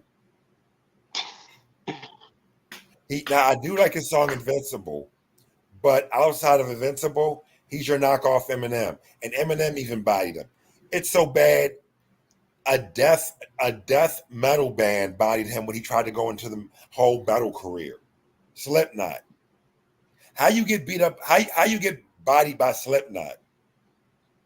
This is what happens when you don't try to enter a different atmosphere than the one that you kind of try to create yourself in. But, I mean, musicians do that all the time, but he definitely did not excel in that medium. Machine Gun, I didn't like Machine. Anytime I see Machine Gun Kelly, it's like, ugh. All his tattoos, has he not got like just like I don't know what it is. It's like just. But then again, remember, patches of black all over his. It's like they don't even look like a tattoo. It's just like it's been painted. It's just like. Well, also remember this, Marcus. Machine Gun Kelly was under Diddy. I know. But let's get back to the match. Your thoughts, TJ? I know you said it in your notes, and I've been really liked your notes. But it was a good match. Logan seems to improve every time he's in the ring. LA Knight definitely needed this. It was a good match. Where do you see Logan going from here? Taking a break.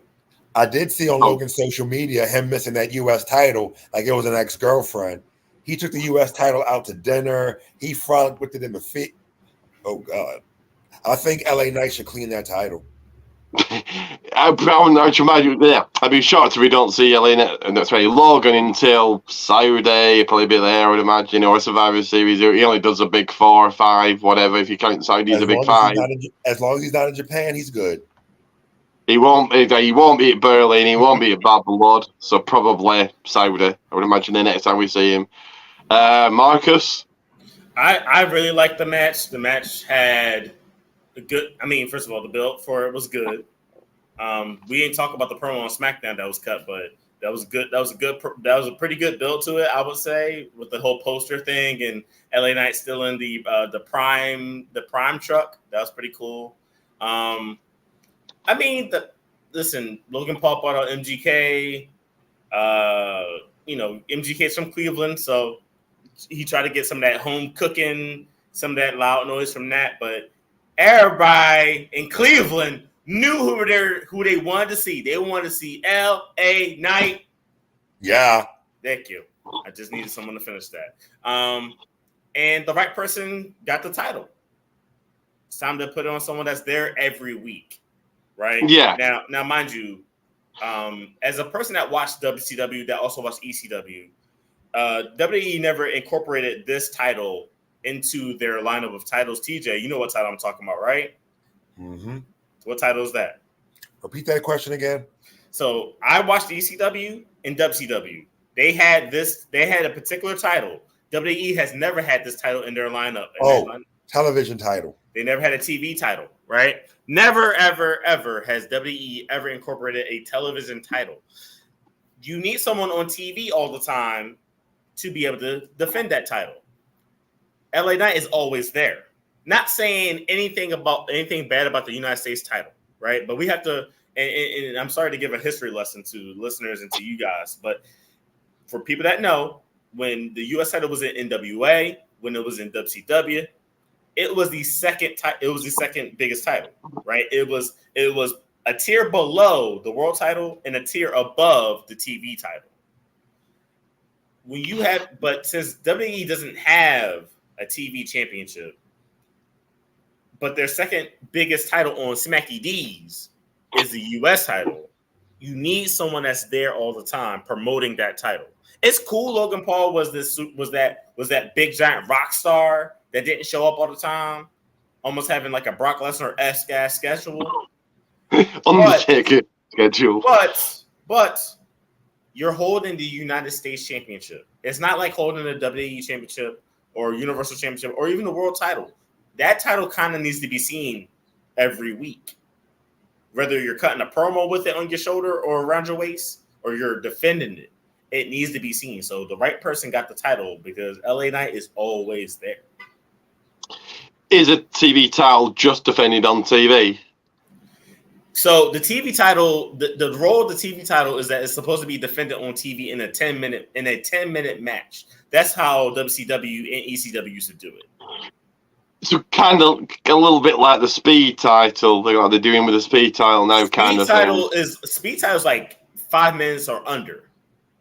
TV title would be on TV all the time. Remember, Speed has its own little thing, right? It's on X, so that's not even a title. It's not on TV, right? Impact has a title for that called the Social Media Championship. So, the TV title will be something that's on TV all the time. That's how NWA, ECW, and WCW did it. I don't know if you saw the rumors. I know I showed both of you. Again, rumors are rumors. Mm-hmm. But Logan was meant to retain until he made the controversial comment about a boxer at the Olympics, and then WWE didn't want that backlash to took the title off him. So, yeah, I remember.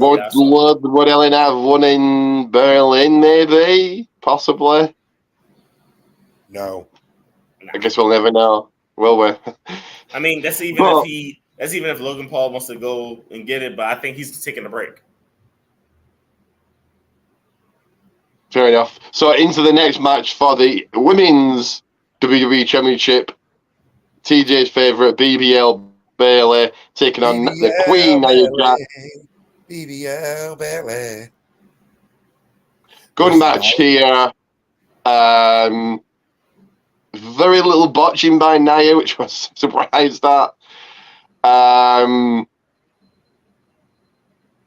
Yeah, now the Queen of the Ring, well, both King and Queen of the Ring, makes sense. So now you have the winners, when they do it again next year, or if they do it again next year, the same idea. Winner goes to get a title shot at SummerSlam. There you go. They're actually fighting for something. The winners have gone on and done something and won it. So, but at the same time, I wouldn't have took the title of Bailey yet. Maybe Saudi, maybe, possibly. But yeah, good match. Well, now we get to tease if Stratton will cash in on Jax.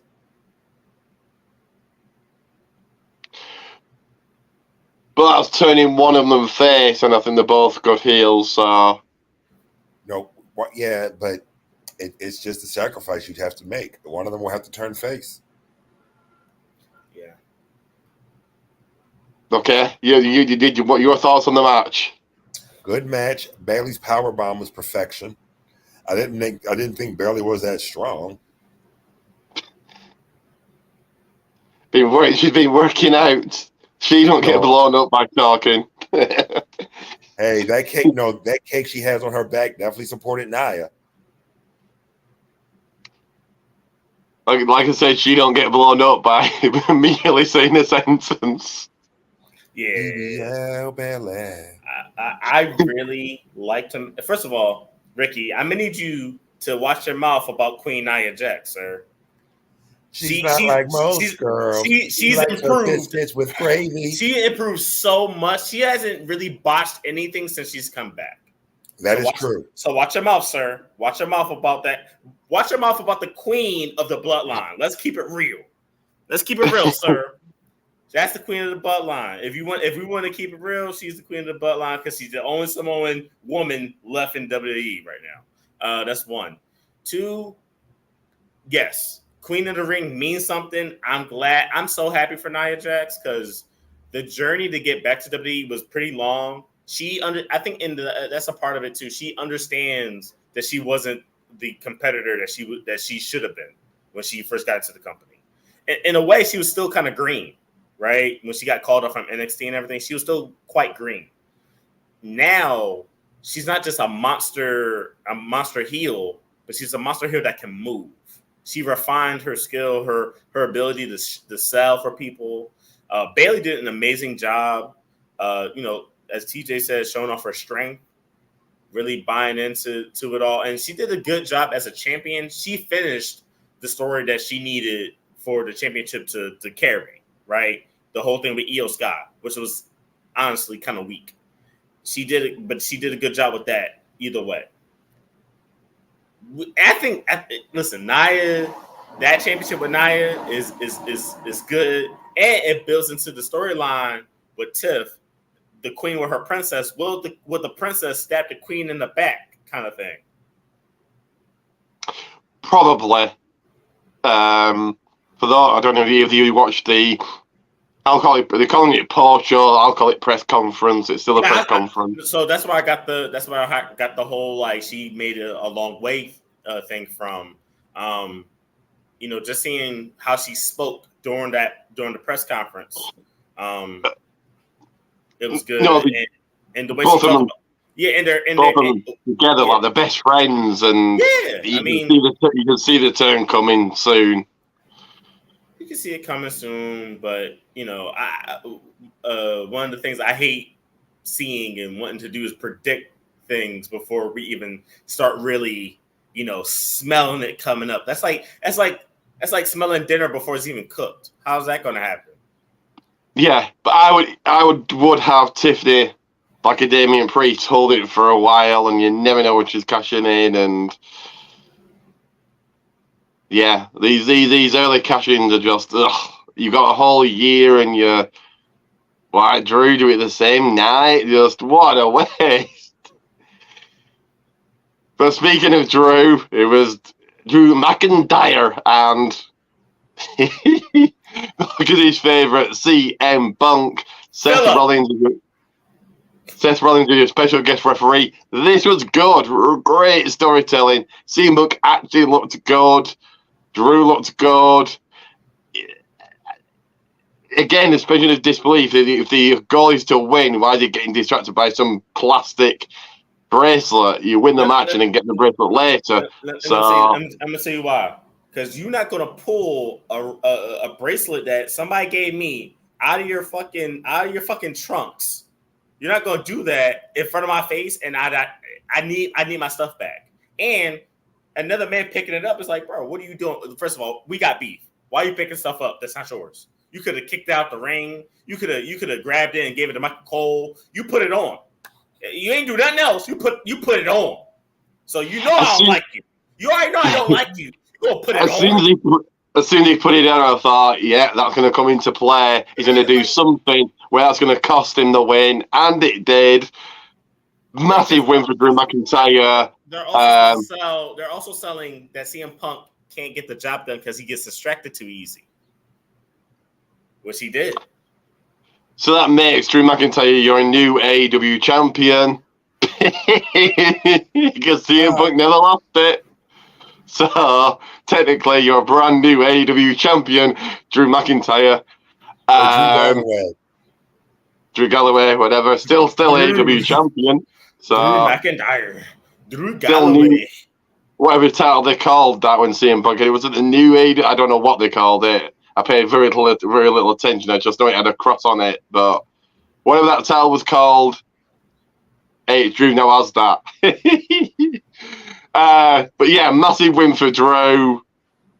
They're probably going to give a rematch, probably at Bad Blood, I would imagine. They'll stretch this out till Survivor Series in a whole year since Punk returned, and that's when they'll stretch it out till. Yeah, I enjoyed this match. TJ, what did you think? I enjoyed the match. It definitely told a good story. It showed how Seth got in Punk's head and how it cost Punk, and Punk got distracted by Drew. Drew took advantage, and now Drew's on cloud nine that he got over on CM Punk.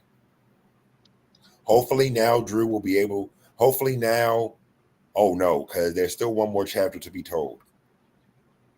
Hopefully they're going to do another match. We reckon probably. Do you do Hell in a Cell? Is it called for Hell in a Cell? And then if that's the plan, Punk wins there, leading to a third match where Drew wins at Survivor Series. I would imagine. I don't know. I'm just kind of booking ahead here, but yeah. Who knows? They could be tag team. They could later on be tag team champions with that much hate between them.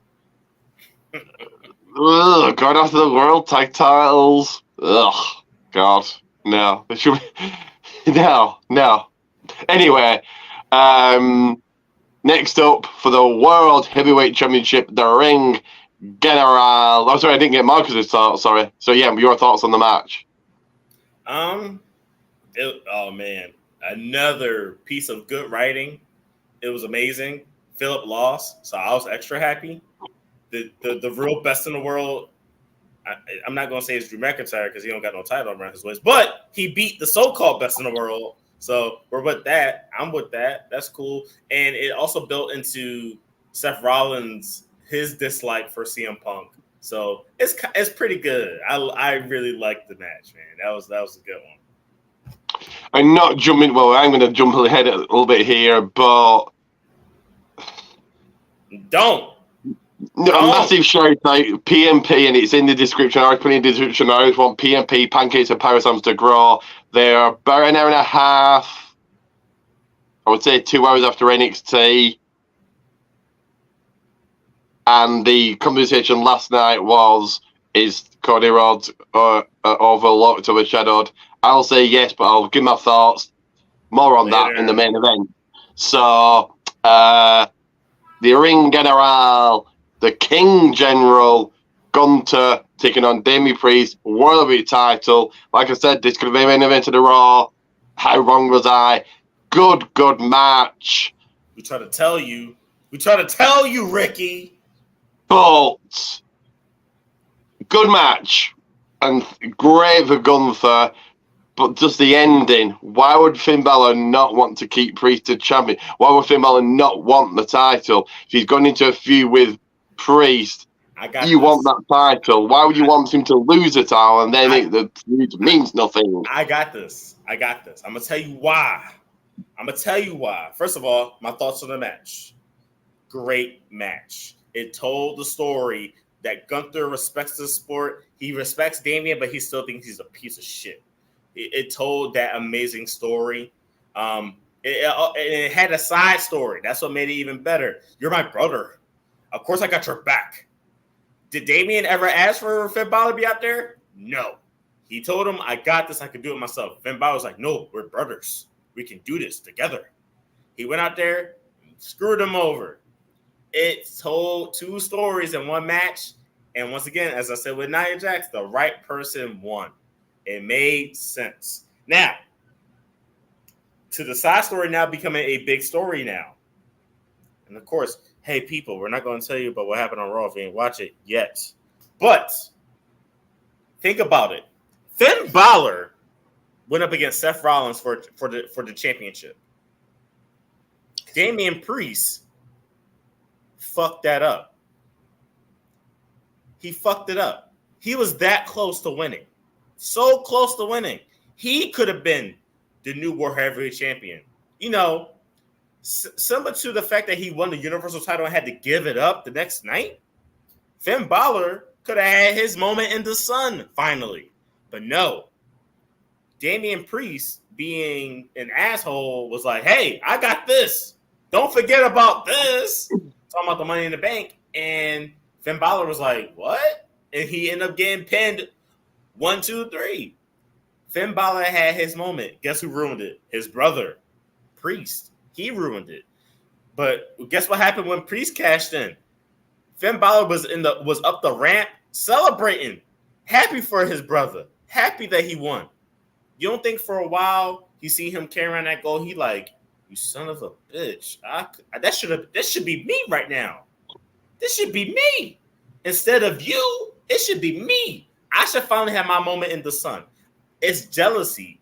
And rightfully so, because I had not one title match against Seth Rollins, I had 2. Both times got screwed up because of you. How dare you? I thought we were brothers. I guess not. Well, the first one happen before the Money in the Bank match? I was there. I was actually there, so I should actually know. I think so. I believe. I mean, you said you was there, so yeah, it did. But still, the Judgment Day didn't help. They provided some type of distraction.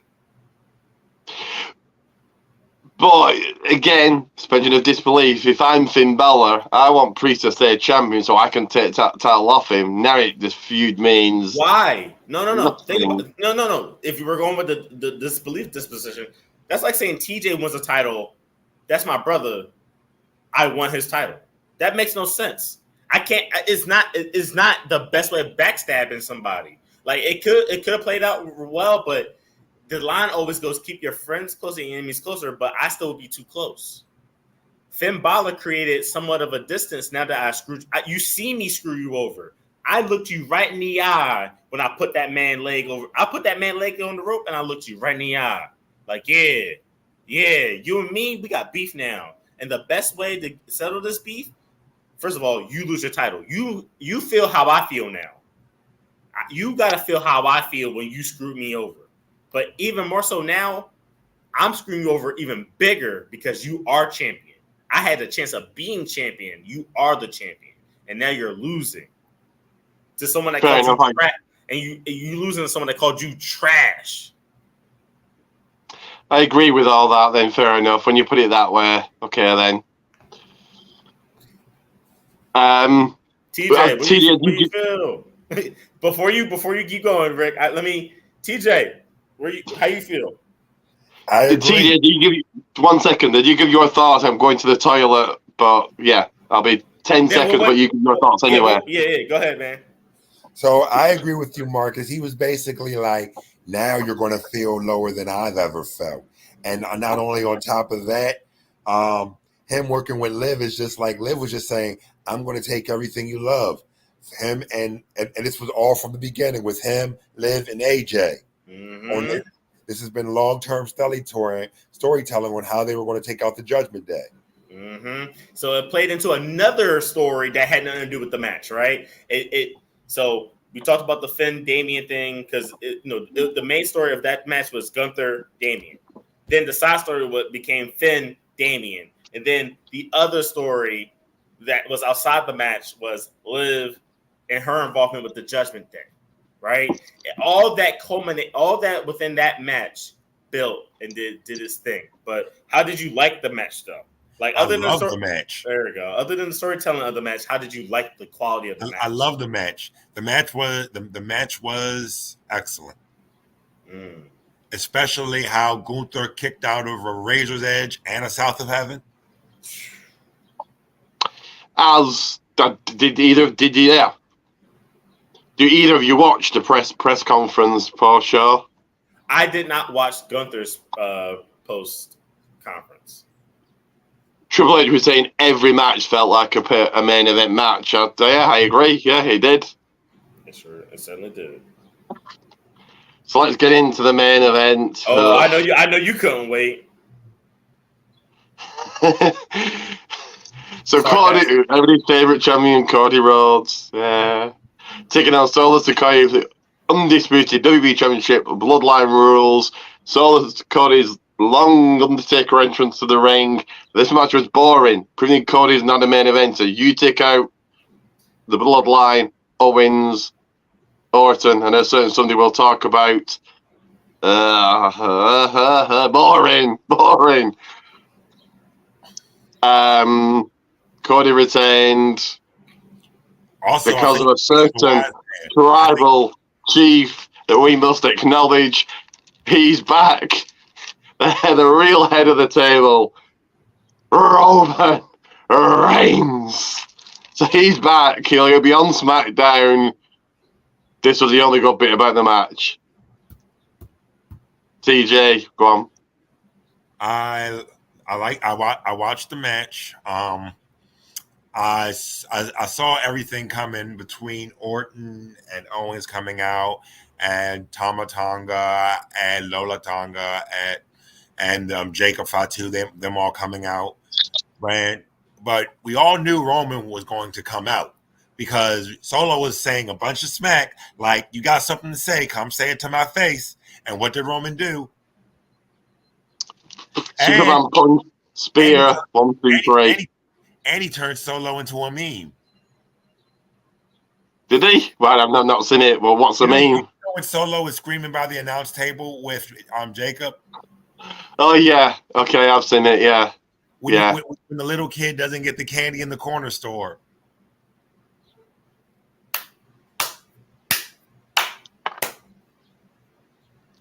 You've never seen a kid act up in the corner. You've never been to the store and the kid act up when they don't get candy, right? Yeah. Like they're sitting in a corner crying. That's right. Yeah, just don't try that with our mothers. No, it ain't gonna work. Go on. Did you enjoy the match, and did you enjoy the return of returns? Did I enjoy the match? Hell yeah, I did. It was a good match. It was a pay-per-view quality match. Cody hater. It was a really good match. It tried to be the one thing I will say. It did try to be WrestleMania. It tried its hardest to be WrestleMania so bad, but it still had its own flavor. It still had its own twist and turn. And of course, I mean, listen. I guess it's just me and you right now, TJ, while he's fixing his stuff. I'll still talk to you. I guess I can acknowledge him now since he's not here. Tribal Chief definitely came through with the good old Superman punch, the spear, and TJ, the head nod. He looked at Cody, he was like, yeah, the head nod, like, I respect you. Yeah, he was like, yo, you know what's up, bro. It was like that. Honestly, when that part happened, and I know it's such a small, subtle part, when that part happened, I went berserk. I'm not gonna lie to you. I started screaming. Sorry about that. I apologize. Sorry. Sorry about No, you're good, Mankind. Cactus Jack, do love. that. So what I just said, Ricky, was one, I acknowledged him, not in front of you, of course. I didn't want to acknowledge him in front of you, so there we go. That's one. Two, the part that got me, My Rick, phone's gonna go dead any second here. Sorry, guys. Get on your laptop, man. So the head nod is the part that made me go, oh shit! Oh shit! It wasn't even the spear, it wasn't even the Superman punch, it was the head nod. Like the most subtle thing, but we know what the head nod means. Yeah. Like, I acknowledge you. Yeah, we good over here. We good over here, champ. I see you later, man. Now, that's the other thing that Rick needs to understand. If the tribal chief acknowledges Cody as the champion, that's a problem. Which he definitely does. He acknowledged Cody over his own family. Yo, crazy, right? Crazy business. And how you think you're going to talk trash about me, even though we family, and I ain't going to you up for it? Right. Like, you just said, I couldn't get the job done. I did this. I did that. And you create your own new bloodline? Yo, who are you, ball? You must be out of your goddamn mind. So let me come and chin check you real quick. Bada boom. Boom. And now you got no title.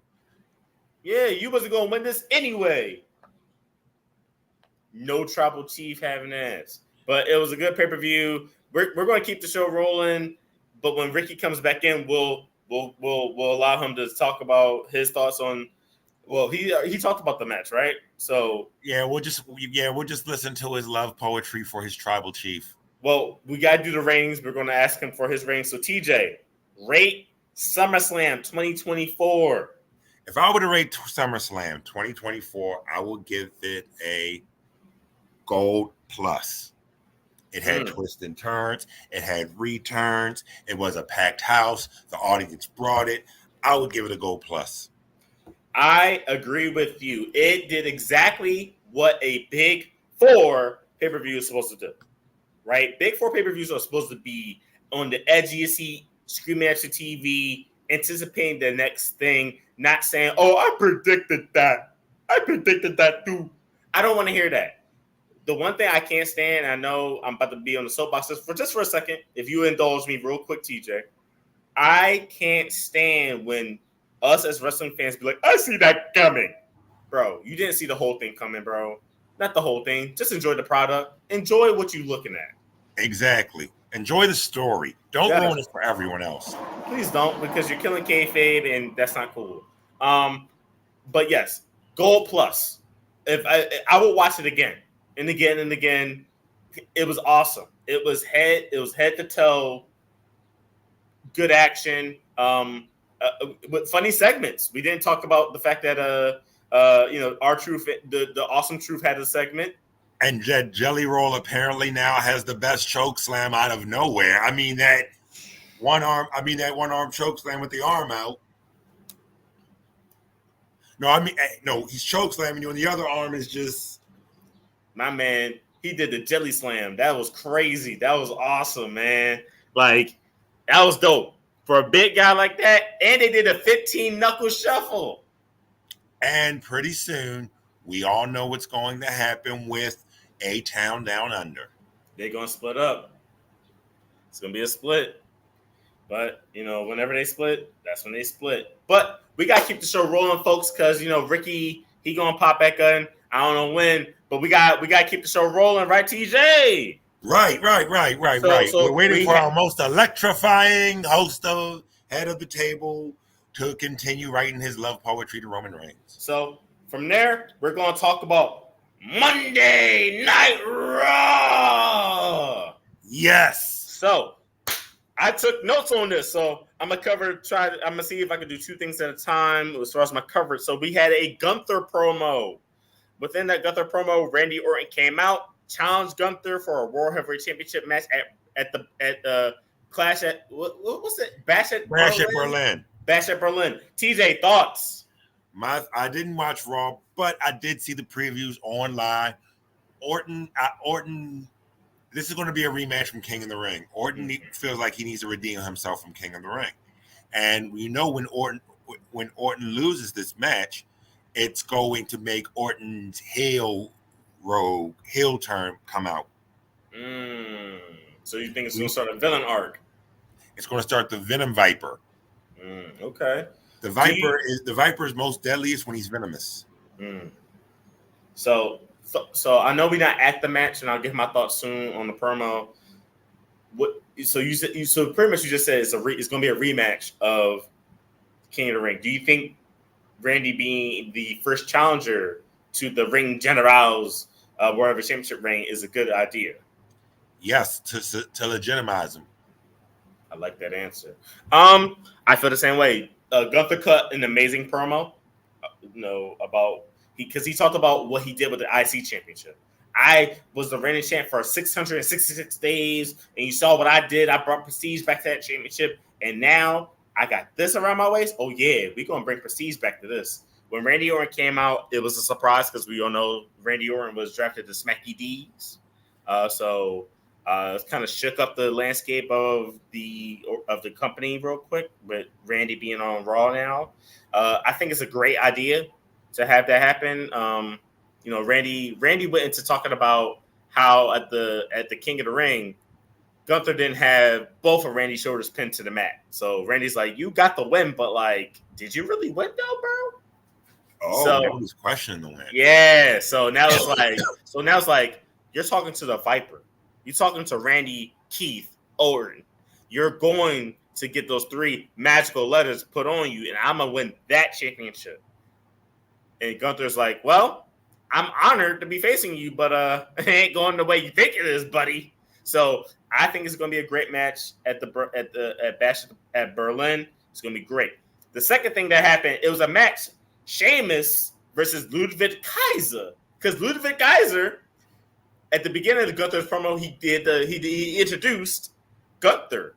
He did the whole introduction. As we know, Ludwig Kaiser hasn't been seen on TV. I think he was injured, but he was right by his Ring General side when he introduced him as the new World Heavyweight Champion. Sheamus cut a small promo, mentioned our favorite word, banger. You ready for a banger? After banger. He was like, "Hey, Baltimore, you ready for our banger?" Went out there. They had a good match. Sheamus won. Give me a second. Hold on, Ricky. Sheamus won, but Butch tried to interfere. Now, before we get to your thoughts, TJ, Ricky, give us your grade for SummerSlam. First of all, apologies for my phone going off and me not being prepared for this. Now he's TNA Mick Foley now. Oh, I'll say silver. Oh, what's your rating? Gold plus from both of us. Fair enough. All right. I don't know where you were to on Raw, but so hold on. Yeah. So we was on Raw. Gunther promo. What you think about the Gunther promo? Randy Orton coming out challenging him at Bash at Berlin. What's your thoughts? So first hour commercial free. It's always cool when they do this. Now they're pretending Gunther's from Austria. From Germany. Oh, is he? Why He's German. No, they're pretending he's from Germany. Orton sent his promo though. That title of your German shoulders and it's in your home country. No, it's not. He definitely did say that. Orton cool. The crowd love Orton. It's cool. Again, I've said it every week. It's cool that the French started something, and this is a big match for a glorified house show, but it makes sense because of Orton having his shoulder up. So, and then Sheamus versus Bronson Reed. Sheamus versus Ludwig Kaiser. Kaiser. That was a good match. Good match. Kaiser should have won, but didn't. So. TJ, you didn't watch Raw at all, right? No, I didn't. Okay, so Sheamus, Ludwig Kaiser, banger. Another good banger. Butch, as I expected. Yep. Butch being random, as he has been, trying to hit Sheamus with the shillelagh. He ended up taking a knee for his efforts, right in the mush. But good match. Ludwig Kaiser is a really good competitor, future IC champion for sure. Does good stuff, and of course it's Sheamus. We all know Sheamus. Second thing. So Ricky, me taking notes on Raw, I cover promos as well. Damian Priest cut a promo on Finn Balor, and then the New Judgment Day was revealed. What's your thoughts, Rick? Great promo. Priest is now full face, and if you haven't watched his 24 documentary on WWE 24, check it out. Good watch. I watched that last night just after NXT. You want Balor? Yeah, okay. Balor on the Tron, and he explained why he cost him. And so you've got now Khalito that still looks like a sore thumb. JD Madonna was never any good. Dominic and Liv. Okay, yeah, this was this was just to make Priest heel. Face. That was all this was to do. But yeah, it was good. Did you like it? Oh, I loved it. Right now, I love the shit out of that thing because it builds Priest up as a babyface, right? Anytime you do a change of role, you need something to really build you up, and this definitely built him up. I mean, shout out to Gunther for also kind of building up the babyface Damian Priest character. But the New Judgment Day, I like it. Oh yeah, man. I like it. Ducky, quack. It actually makes sense, right? I'm gonna tell you why it makes sense more than any other iteration of Judgment Day. So the first iteration of Judgment Day was very meh. Edge, who was it? Edge, Priest, and Rhea. Okay, sure, whatever, no problem. Finn Balor got involved. Okay, now we kind of talking here, right? You know, it became something. Dominic also came into the fold. You know, when you think of the Judgment Day, everybody had a reason to be in the Judgment Day, right? That's what it was. Damian Priest was kind of lost in the shuffle, kind of in the tweener role when he first became a member of the Judgment Day. Then we didn't know what he was. He was kind of he was floating, but not good. He was kind of floating but sinking. Rhea Ripley was injured. She came out of nowhere, black hair, blah blah blah blah blah. Good question, Steven. What are the chances of Dragunov turning heel, joining Imperium? Not going to happen. I don't think it's going to ever happen. I think Ilya Dragunov is too determined to be on his own to kick somebody's ass. Plus, this would be the worst time to turn heel? Gunther has the championship. I want to face that man. Ilya Dragunov is a fighter. I thought they would have done Ilya, Gunther, Berlin, but they're not doing so. Right. I mean, they could be gearing that up for Rumble. That was a banger. But what I was saying about Judgment Day. What I was saying about Judgment Day, this is the best iteration because think about it. Liv is got her revenge. Dominic has accomplished more things with Liv than he's done with Rhea. I mean, he beat his dad with Liv, right? So he's still kind of on that arc forever and a day. He's going to be on my daddy was an asshole asshole fucking era. Finn Balor finally really dug deep into his demon side to be like, yo, you were my brother? Not no more. And JD McDonough is Junior Finn Balor, so he's going to follow whatever Finn does. Oh, and Carlito. Yes, Carlito still looks weird. He needs to get rid of the apple. I think, to me, that's the thing that's killing his whole thing about why he don't fit with the Judgment Day is the apple. Stop being an apple, bro. But he has a reason. Think about his reason.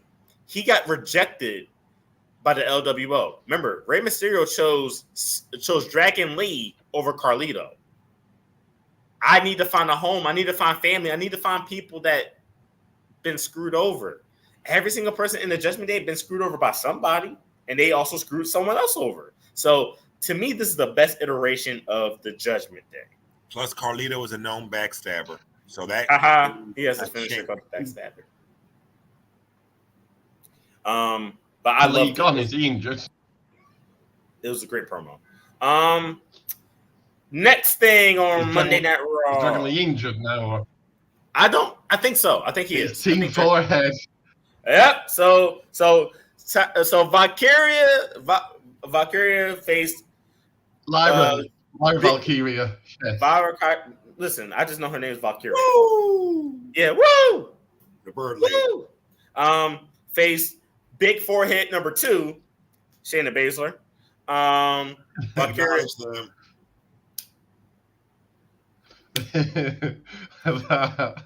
Valkyria won by Valkyria version 1. Valkyria won by DQ because Team Forehead interfered and Damage Control came out to stop them from totally doing damage to Valkyria. That's right, TJ. You didn't watch it, but just from what I told you, any thoughts? Damage Control his face. Wow. Yeah. That's my thought. Okay. Wow. Cool. Rick. It was a Lyra's just again lost in the shuffle. Just yeah. Just yeah. And I'll say this every single time: if wrestling's real, which is not, but pension of disbelief, Shayna should be running through everybody, killing the entire roster. No one should be left because, like, from an MMA fighter, knows how to fight. But she's in a match with Lyra Valkyria getting DQ'd. Like, okay. Yeah. Valkyria lost in the shuffle. I agree with you there, Ricky. She lost in the shuffle, man. Raw has a stacked female roster, right? With factions and single competitors, tag teams, and she's on a stacked show that she can't find headway to try to get to a title seat. It's tough. No pun intended. None. No pun at all. Damage Control, their face, good stuff. I like it. I don't like it. Like I don't Booker T like it. I just like it. Next thing, Bronson Reed talks to Adam Pearce about something. I that part got lost on me. Yeah, Let's move on.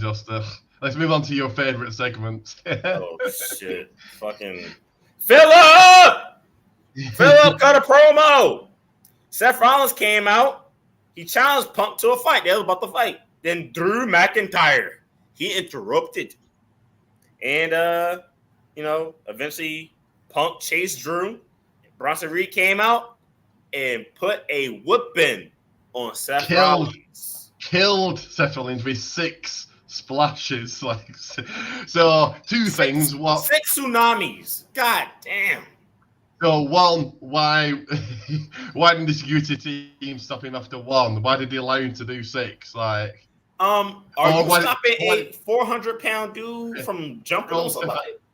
Roll Seth out the ring then. And 2, I presume Seth Bronson at the Berlin show.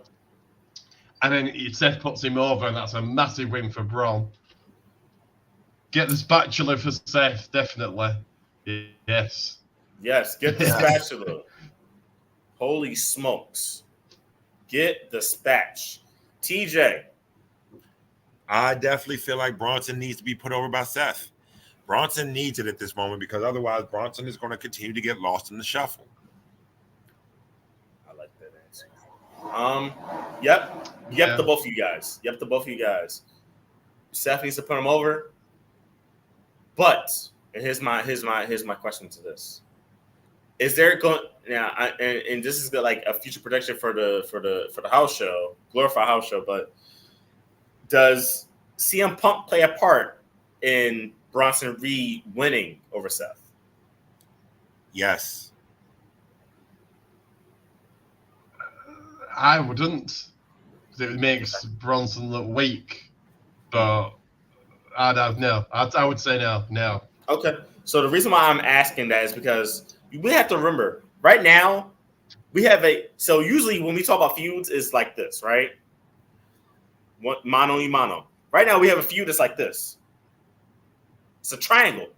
We got a triangle feud. So obviously I went off and you were talking about going into Raw. So going back to the SummerSlam main event, Cody's like the 4th or 5th most important thing. You've got Reigns now, Punk, Drew, Judgment Day, Tiffany, and then maybe Cody. Maybe. I think, and we'll get onto this later, the New Day Final Testament stuff is far more entertaining than Cody, but that's just me. So that is just you. That is just you. I think Cody's super boring. Can't cut a promo. Can't put in a good match. I think so. Once we're done with the wrestling roundup, I got something. A 4-way. Hold on. Oh wait, TJ, I got something. So we're going to save this for the end. So let's see what Steven has to say. What are the chances what are the chances this turns into a fatal 4-way at Bad Blood? Seth, Punk, Reed, Drew. I personally think it's a low chance. I think the Punk Drew feud. I think the Drew and Punk feud is too hot to involve Reed, not Seth. Seth can be involved. Reed, he has no real reason to be messing with Punk. If anything, there's a tag team match. I can see a tag team match, but a fatal 4-way, especially for a glorified house show, nah. Bad Blood isn't glorified. That's just a B show. Bad Blood. No. I'm sorry. Oh no, he said. He's talking about Bad Blood. Then I would say no. Still no. I would still just do Seth, Bronson, Phillip, Drew. Yeah, that's probably. And like I said, maybe Hell in a Cell for Punk and Drew. Maybe. Right. But I feel like. Unless you do Reigns solo, maybe in Hell in a Cell. But I got some thoughts about what you said when we done the wrestling roundup. I mean, we all got our different opinions. I respect everybody's opinion. That's what I will say before we get there. Next segment, the New Day facing the Authors of Pain. New Day got the dub. Odyssey Jones came out there to help out. Finally, at least New Day. After 2 years. But Xavier Woods is indifferent about Jones. And sorry. TJ, though you didn't watch the show, from my kind of quite detailed notes. I saw that. So I saw Odyssey Jones' debut, and when he came out and showed the power.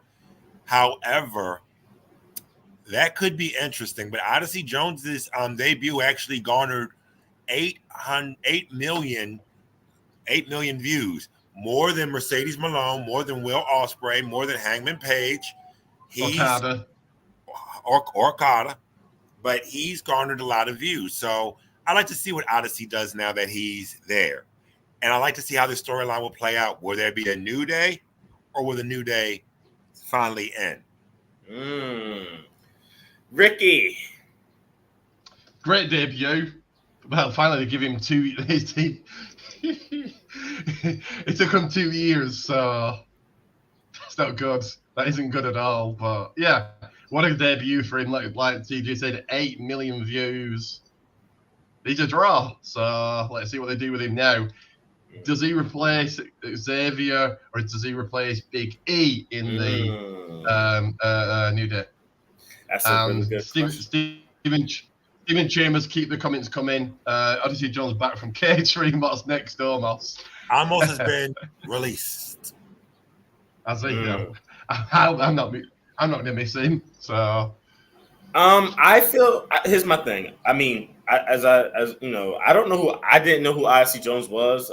I just saw some random dude pop up. I'm just like, oh, okay, who the hell is this? What took me was this reaction, right? And I think a part of Woods' reaction could be, there's no way Kofi Kingston's trying to replace my brother, yo. Speaking about Big E. Like, that's finally hitting reality to Woods that, one, the New Day has been a 2-man team for over 2 years, I think, if I'm not wrong. Longer. When did Big E get injured? I don't remember, but I know he got injured. Maybe, yeah, it had to be at least 2 years. 2 years ago. 38 was New Day versus Brawling Brutes in a 2-minute match on night 2. And Rich Holland messed up with the belly to belly. So about at least 2 years, yeah. So I think a part of this is Woods finally coming to terms with the fact that his brother Big E isn't coming back, and it's like, yo, you can't be replacing Big E that soon. To his mind, this is too soon, right? Kofi might be like, nah, this is the right time. Like, oh, Odyssey Jones, he's a big guy, just like Big E was, and da-da-da-da-da. But Woods might not be ready yet. He might be like, nah, I'm holding out hope for Big E to come back, kind of thing. And probably the things that Karrion Kross been saying has probably getting to his mind now. Like, yo, do I need the New Day? Kofi's won the title. So has Big E. And I've been just king of the ring with a Burger King ass crown. And that got squashed by Roman. That's why I was a Burger King crown. So I don't know. So yeah, there that is. Next segment. Go ahead. Very quickly, for saying Woods joining Final Testament, I think he'd look again like Kalito looks in Judgment Day. Woods would just look like a sore thumb. He would stick out like a sore thumb because all the other guys are big and he's not. So he is big, but I'm gonna tell you the vibe that's going to give off. I'm gonna tell you the vibe.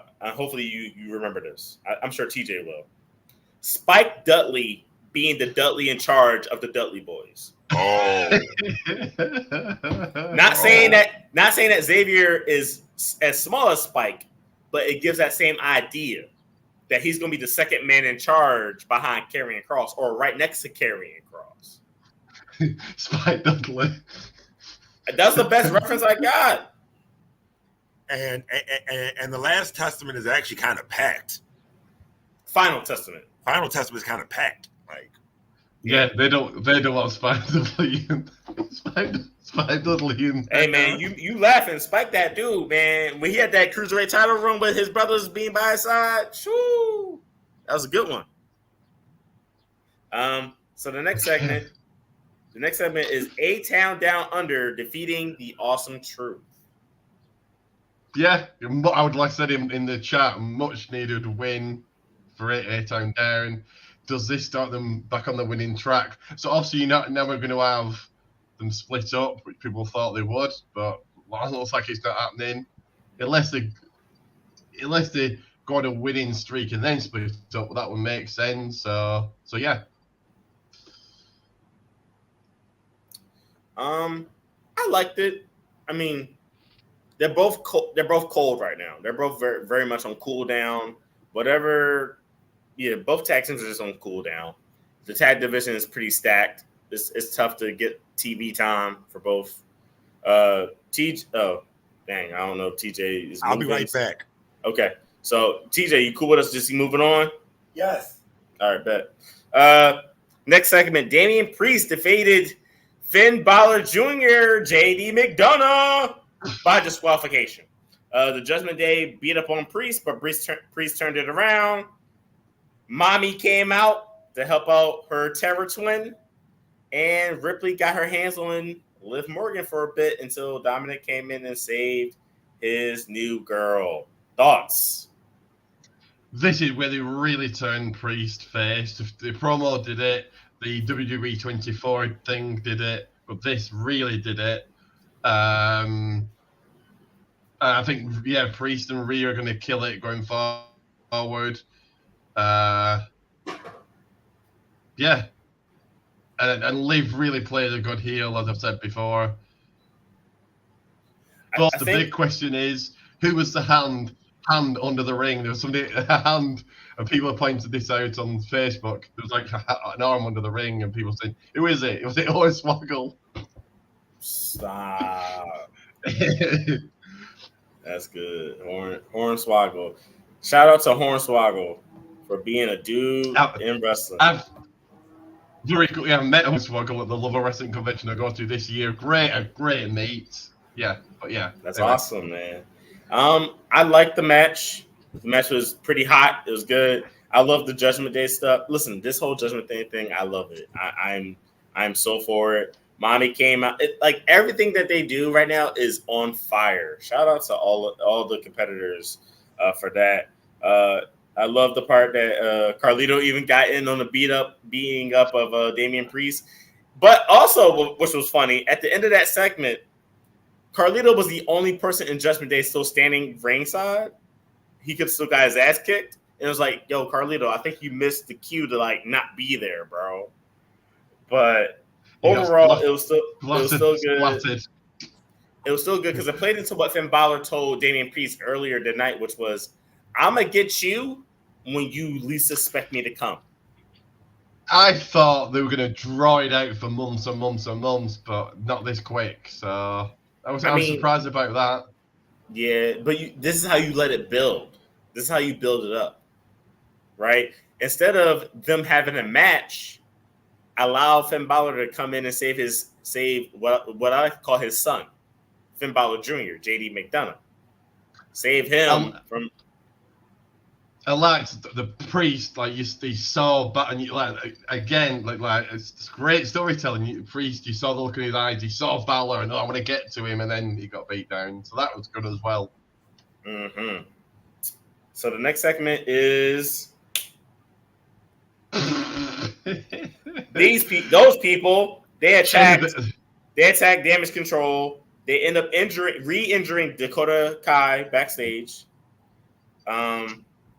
They targeted her knee because she was supposed to have a match with Sonya Deville, who was big forehead number 1. So Io, the Queen of the Sky, came out to face off against Queen forehead number 1 and defeated her in street clothes. Io wasn't even in ring gear; she was in street clothes.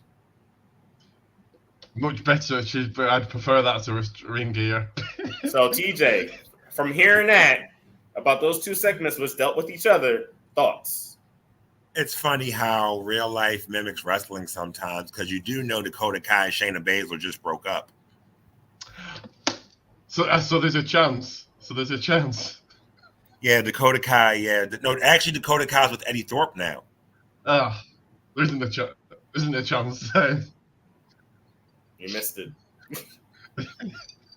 You missed your window, buddy. Damn. So what's your thoughts about the match? The fact that Io defeated Sonya, since you didn't see it. Io, I did see clips of the match, but it was a good match, like especially the over the moonsault she delivered. And I do love seeing Deville more in the ring. I never really got a chance to see her in the ring because she always bored me in the ring, but it's nice to see her actually be entertaining in the ring where she wrestles. Yeah, she definitely was the Baron Corbin of women's wrestling, huh? She was quite boring. Snooze fest, go to the bathroom, you know. Much needed. I got him. I made TJ Brick character. You couldn't believe it. Okay, R-Truth. Much needed win for Io in this one, I think. Last big one she's had. Can't remember. She went on a bit of a losing streak. I know she won the match for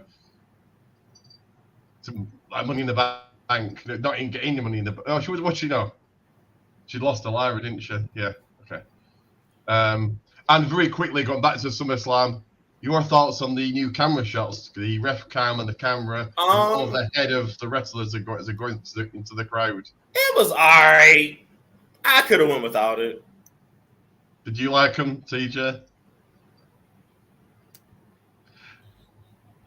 Something is different. You're kind of the ref cam is you're on in on the action, so that's different. Yeah.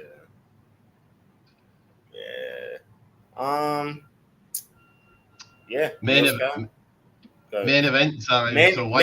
Whoa! I run Raw stuff. Sami Zayn talks to Ilya. He was backstage talking to Ilya for a little bit. Then Sami and main event Jey Uso had a conversation. Main event Jey Uso hyping up Sami Zayn for an IC title rematch, of course. And the thing that pissed me off that Jey did is Jey mentioning Sami being a double champion, i.e., alluding to him and Sami teaming up to win tag team championships. I'm tired of Jey Uso being a tag team champion. Does he not understand that he's money? So you have Jey and Sammy go to SmackDown or pay-per-view, whichever, either or, SmackDown or Berlin or Bad Blood, before Survivor Series, challenge for the titles, Bloodline solo cost the match. That's why they're going to get involved in the Bloodline stuff. And it's so Reigns. Do you have Reigns, Cody? If anyone wouldn't like it, I think The Rock beats Cody at Saudi anyway. But Cody, Reigns, Cody, Usos. Whoa. Before we even get there, Ricky. Before we even get there, Mr. Excellence. Okay, your thoughts about them two talking backstage and the things that I mentioned with their conversation. Like I said, I think it leads to them going after the Bloodline tag titles and losing, and then to be re-involved in the Bloodline stuff. Okay, TJ? No comment. Okay. And for the main event of Monday Night Raw, we have the Wyatt Six in a 6-man tag match, facing off against Chad Gable and the Creed Brothers, which they now go by American Made. Thoughts? Like the name, the theme music a bit generic. It needed different music, but then what theme isn't generic outside of Cody, Reigns? There's only like a handful that aren't generic. Like if you played Akira Tozawa's theme, for example, you'd be like, who's that? So, the match, they just feel like 3 more guys on the roster. Just here comes Gacy, Loomis, and Rowan. Like cool. I like, and they're doing it for Bray Wyatt and all that. And I like that, but I didn't like it. But again, I've said this from the beginning. Let's wait and see where all this goes. But okay. TJ, I know you've seen clips. Say your prayers and take your vitamins, brother. No. Brother. TJ, I know you've probably seen clips on Instagram and whatnot. It's like watching the Pennsylvania State University wrestling team wrestle Slipknot.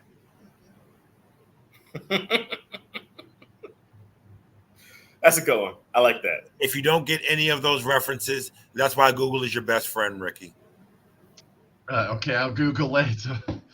Slipknot. SLIPKONT. So Olympic wrestling versus Slipknot. Yes. That probably would have helped him a little bit more, TJ. I know Slipknot. They were wear masks and scream, don't they? They're just like it's not music; they just scream. Yeah. One of my favorite bands. Nice. It's not 50 Cent. Not 50 Cent. There's life outside of Curtis Jackson and Roman Reigns and The Rock. We promise. We promise there's a world out here beyond those people. I as you guys know, I love it. I love the fact that they took the mask off. I love all the Bray Wyatt references. Yeah. The senton splashes and all that other good stuff. I like the match. The match, you could tell the match was definitely a tribute to Bray Wyatt with all the things. And this faction, the Wyatt Six, is always going to be a tribute to Bray himself. It was a good match, though. Was it good enough to be the main event? No. But from the emotional standpoint and knowing how fans feel about Bray Wyatt, yes. So it did its job to get you tied up with your emotions if you one of those people that get super tied up with who Bray was and who Wyndham was and etc. But it was a good match. Something you've forgotten, you didn't cover. Ivy Nile looks like she could be brought in. Your thoughts on that? Ivy Niles is probably going to be the first person that wakes up and says Chad Gable is not the person that she wants to train her. Because she's still cool with Maxine. And she's going to probably see how much fun Maxine, Otis, and Tozawa are having. But she, again, for those who checked the main event results, she beat Alba Fire on main event. Hooray! Hooray! Yeah. It means nothing. So it's just two random matches run together that means literally nothing. So that was me with the Raw notes. I ran through Raw notes. I did that job. And my rating for Raw, a very strong silver plus. Your rating? I'm going to go with gold minus. And TJ? I feel that no comment. Next. Okay, so the show with the three letters, the Tuesday night show, and NXT. Week 2 of NXT's Great American Bash. All fresh action that I remember. But anyway, we kicked off with Pete Dunne, Trick Williams, good match. A surprising win for Pete Dunne. So, do you involve? Okay, we'll get to my thoughts in a second. Was that the opening match? Yeah, Pete Dunne, Trick Williams. Oh.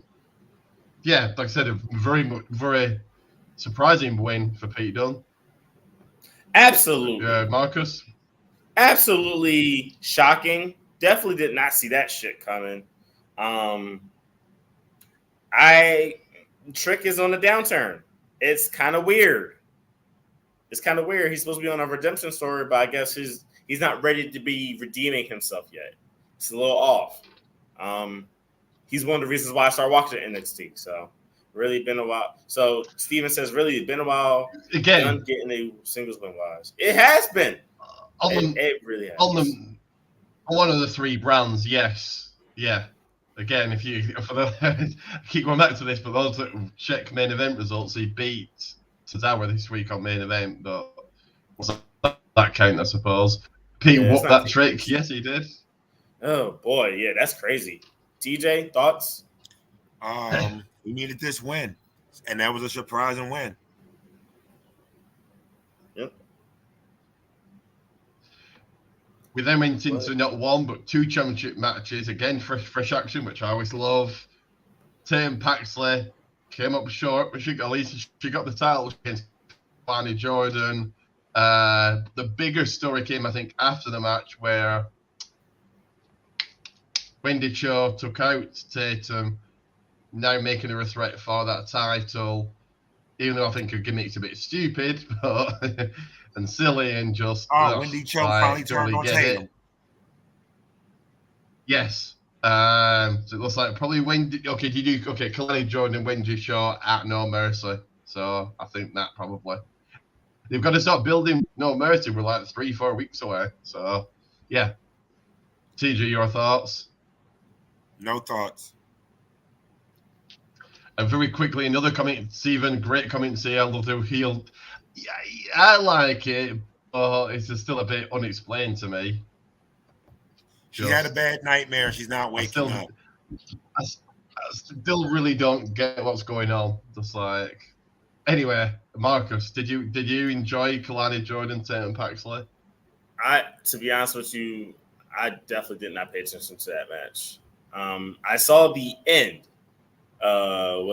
And mind you, I apologize, you guys. I'm still somewhat new to NXT. I saw the girl give the other girl a doll and then give her like a rear naked choke. It was pretty cool looking. It was pretty spooky, and it gave off like, "Yo, I'm kind of next for that title, so keep your eyes open." One girl give another one a doll. Anyway, well, yeah, I suppose Wendy Jones actually aren't the biggest stars in the world. Anyway. Next title match, Ora Mensah, Ethan Page. Again, the same deal with Tatum. At least Ora got the title shot, and he came close at winning. He put in a good performance. But in the end, Ethan Page retains. Yeah. And I'll also say this. I think you involve Pete Dunne, Trick Williams. Do you make it another fatal four-way at No Mercy with Trick, Pete, Ethan, and a certain somebody that we'll mention later on. Anyway, your thoughts on both, Marcus? So we're talking about the match with Ethan Page. The match. And then would you involve Trick, Pete, and a certain somebody at No Mercy? First of all, I did like the match with Oro and Ethan Page. It was a pretty good match. Worked it very well. I mean, the right person obviously got the victory. I don't think Oro's even ready to be the lead of NXT. You can tell that girl was a hug. Oh yeah, hug, rear naked choke. Same difference, right? Oro, did he bot? I think that was a part of the match. Was that I feel like that was a part of the match. I feel like that, Steven. I think that was a part of the match. To be honest with you, because botches don't look like that. That looked too much on purpose. Exactly. Now, as far as Pete Dunne probably deserves much more of a chance of being be the next challenger for Ethan Page than Trick does. Trick been fucking up. Trick ain't ready to get the title back yet. He needs to keep building momentum, and he kind of lost his momentum. He deserves still got a rematch though, hasn't he? I know WWE saying no automatic rematch clause, but still he gets a rematch. So TJ, should we just move on, or do you want to give you? Oh no, that's it. So if you say his name, he appears. Oh yeah, I believe in Joe Hendry. I believe in Joe Hendry. So he's the guy that I would involve at No Mercy, making it a fatal 4-way. Noam Dar will make his return. Yeah, I would imagine at some point he will do. When Joe Hendry fighting another Joe, and that Joe was Joe Coffey, and Joe Hendry coming out on top, saying he's sticking around. If he's not going after the title, I would be shocked. So maybe you just do Joe Hendry, Ethan Page, maybe do Pete Dunne, Trick Williams with a stipulation. I don't know. Anyway, Marcus, your feedback, your inputs, your thoughts. He's loving London and Paris and Tokyo, America, Scotland and Canada and Mexico. They say, I believe in Joe Hendry.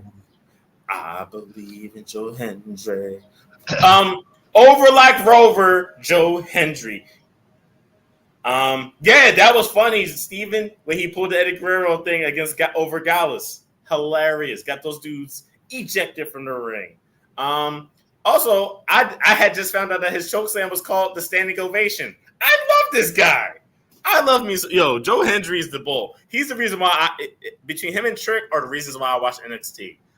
Big shout out, of course, to Joe Hendry. Joe Hendry. One day we're gonna say his name and he appears. I don't care.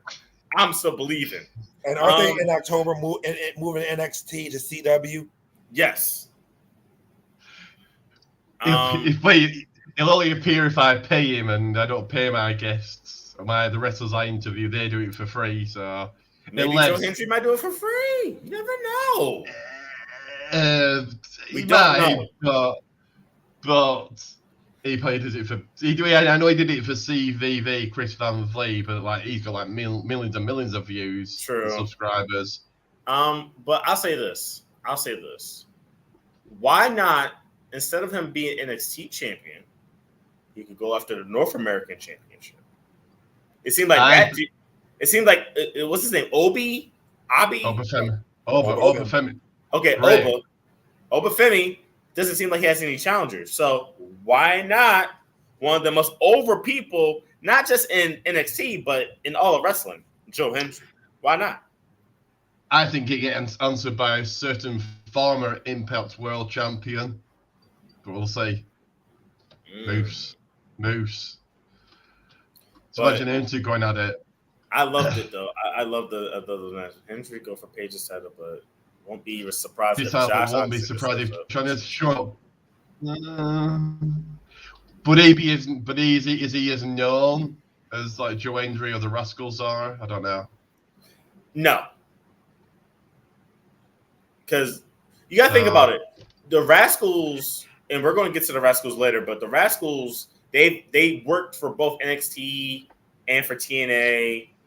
MSK, whatever iteration you want to talk about involving Wesley, Rascals, or MSK, they worked for both companies, right? Josh Alexander has never stepped foot in NXT, and if he did, it was early on in his career. The reason why Joe Hendry is so over because he has an amazing song. Literally, the song is what put Joe Hendry over. Then we can't forget about Jordan Grace, her being over everywhere because of her appearance in the Royal Rumble and how great she did. But yeah, I feel like Joe Hendry should go after Oba.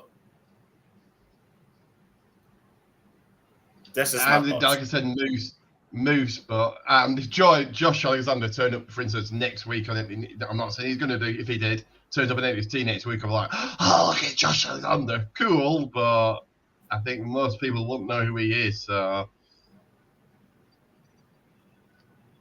I think it's your real hardcore TNA crowd that actually knows who Josh Alexander is. I've heard of the name, and I know I've seen him in a couple of matches, but. TJ, thoughts on Joindra and Joe Coffey. Joe versus Joe. Joe versus Joe. I like how he turned. I did see that clip. He did the look, and then he jumped over the top rope. Bring back Jordan Grace. I think they will once she's left TNA. I think next year in WWE time. Going on to women's action, speaking of Jordan Grace, I don't know what Marcus was doing there. Was he doing some wrestling move? Speaking of women's action, Ren Sinclair has been killing it, impressing me, working her ass off. She knocked off Kendall Gray. She's now in North Cap's quarter crew. That just seems that anybody can get into that. So you've had Drew Gulak, Charlie Dempsey, Miles Bourne, Damon Kemp, Tavian Heights, and Ren Sinclair. Anybody can be in it. Drew Gulak is gone. Damian Kemp is gone. If this means a push, like the push for Tavian, fantastic. The push for Ren's fantastic. But it does just seem that it can be in it. Marcus, your thoughts on Ren Sinclair's match and her being in No Catch Quarter Crew? It was a good match. I mean, it was a good match. I didn't have really no real feels. I got somewhat bought into the story. It was average. And of course, next week Charlie Dempsey's earned himself a Heritage Cup match. I would have put that on No Mercy as well, really. Showcasing the Heritage Cup on your pay-per-views. Okay. But let's get to the main event and what everybody's talking about. It's the NXT Tag Team titles. Axiom and Nathan Fraser defending against the Rascals. Good match here. Good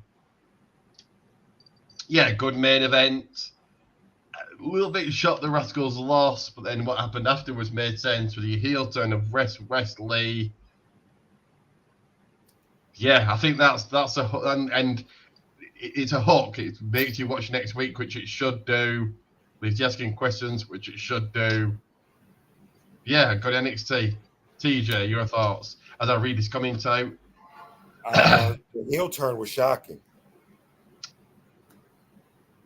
Very quick, to 1 second. Getting Dempsey, here's a good match next week. What? Yeah, that's what happened. Yeah, sorry. Did you see clips of the match or not, TJ? I just saw the turn. Question for you, both of you. Did you see Rich Holland next week? He got a title shot next week. They weren't themselves. Rich Holland got them a title shot. So is this where he turns on them or not? Yes, for Pete Dunne. He's going to go back to being friends with Pete Dunne. TJ, does Rich Holland turn? Yeah. Okay. As far as the MS, so I didn't see the whole match with MSK going up against Frazier and Axiom. I only saw the finish and the heel turn. With those teams, you expect high functioning action. There was a lot going on. MSK did not get the win. I don't know who Wesley is, to be honest with you. I don't even know who MSK or the Rascals are. I really don't. So I don't know if he's ever been healed before. It seemed like he hasn't been healed before.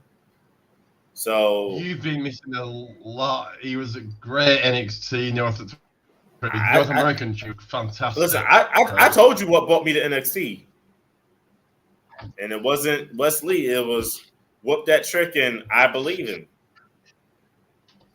Okay, then. But said NXT is a very niche. If wrestling's a niche audience, NXT is even smaller niche audience. So right, I get it.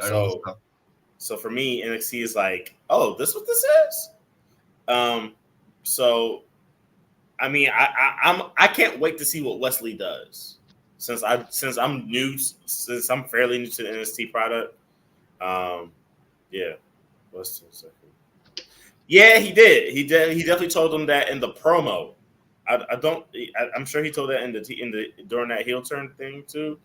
Yeah, he did. I'm reading it now, but he said it in the promo too. Like he had some dark times without them there. You know, he had to handle things on his own, and I feel like that's how he feels. I feel like he feels like he's better off without the Rascals.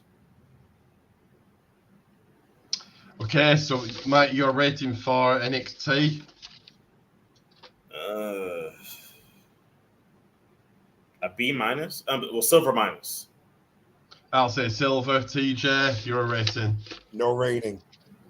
Okay then, and the final show of the week, the very fast speed today. So Javon Evans knock off Ashanti's Adonis. So cool for Javon. Yeah, I like him. I like speed, as I say every single week.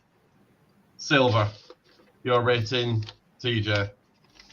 No rating. Okay, and Marcus? I can't say nothing. Well, you've not got X, Twitter to watch, have you? And they should really put the matches on YouTube, but they don't. So yeah, that'd be great if they did that. That'd be cool if they did that. But I understand contractual obligations. Like a week later. Yeah, that'd be cool. Like a week later, have it for more views. And so before our final segments, and not very, very little news to talk about, but this. Oh, yeah. To never miss a second, never miss an upload, never miss anything I do, and never miss when I go live doing watch parties and my brand new podcast live Wednesday nights at 8 p.m. The Reigning Rock Podcast.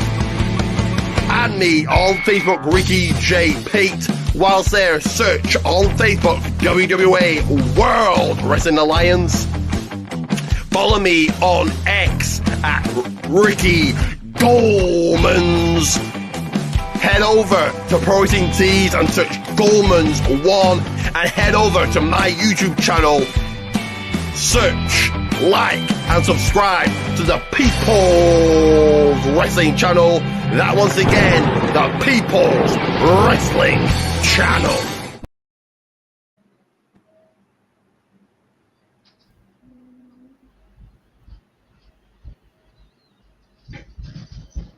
You see them all right there. You see it all right there. Please follow all these different ways of making sure you're keeping up with Ricky Goldman. And support his business That is right. buying his pro wrestling tees. And once again, so this is the last play the editor, I'll play the reminder again, just so people that will play it segment and then play it at the end, just so people know The date is moving, so in August 18th, here's what you need to know.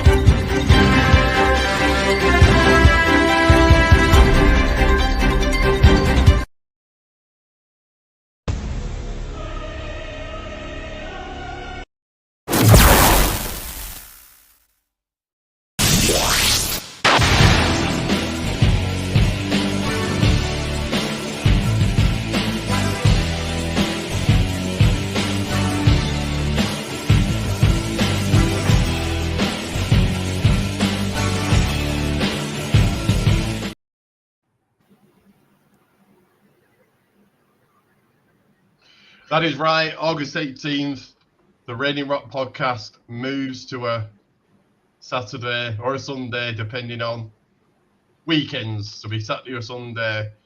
Mostly Sundays, depending if I'm sure, or if there's a pay-per-view like No Mercy. Well, we'll have to do it. It'll have to be a Sunday anyway. Anyway, so our final segment here, like I said, very little news to talk about, but here it. Let me find it. Here it is.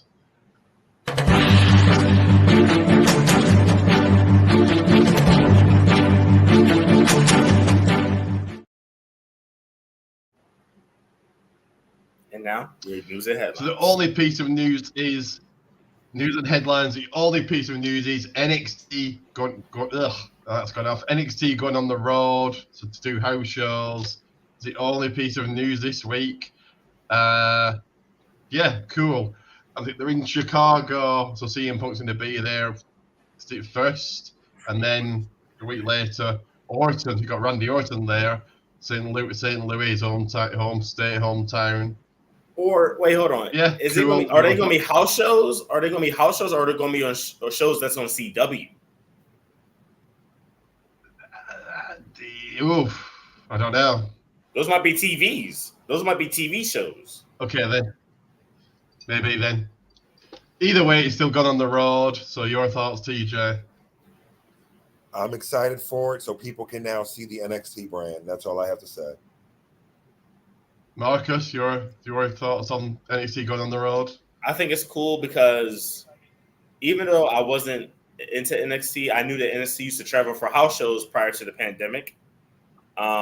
So this kind of helps them do that, but on a bigger stage, because I think it's supposed to be, because when Shawn Michaels announced it on Instagram and probably other social medias, he made it sound like they're going to be TV shows, TV shootings in Chicago and St. Louis. So that's going to be pretty damn awesome for the NXT brand. So Orton and Punk so Punk got an actual just a random NXT. I know you don't like Punk, Marcus, but still that's massive. Just a random weekly NXT and Orton. So yeah. Yeah, no. Philip being there should be cool. And Orton. Oh, of course, Randall Keith. And I think that's the only piece of news really this week, unless either of you can think of anything. It's something I might have missed, but Nope. No, but I guess I don't know if it's news, but the top selling T-shirts that's happening right now in WWE. Top selling T-shirts in order from 1 through 10. Number 1 is the Yeet shirt in blue. Number 2 shirt, NWO black and white shirt. Number 3, Yeet white Yeet shirt. Number 4 is the original Tribal Chief shirt. The number 5 best-selling shirt from WWE shop is the white 6 symbol. Number 6 is the John Cena Farewell Tour. Number 7 is the CM Punk's Best in the World t-shirt. He should probably get that erased because that's not true anymore. The number 8 selling shirt is Yeet in black. Number 9 is Roman Reigns' family above all. And the number 10 shirt, also from the Yeet Man himself, is the Eat, Sleep, Yeet, and Repeat. So we see that Jey Uso has not 1, not 2, not 3, but 4 shirts in the top 10 best-selling shirts. Shout out to Jey Yeet Uso for selling some good ass merch. And the best they've got for him is in beating Kalito. Ugh. They don't know what they're doing with him yet. I don't understand it. Like I say, when he beat Kalito, he's popular. But it's like, what? Put the title on him then. They scared. I don't know what they're scared of though.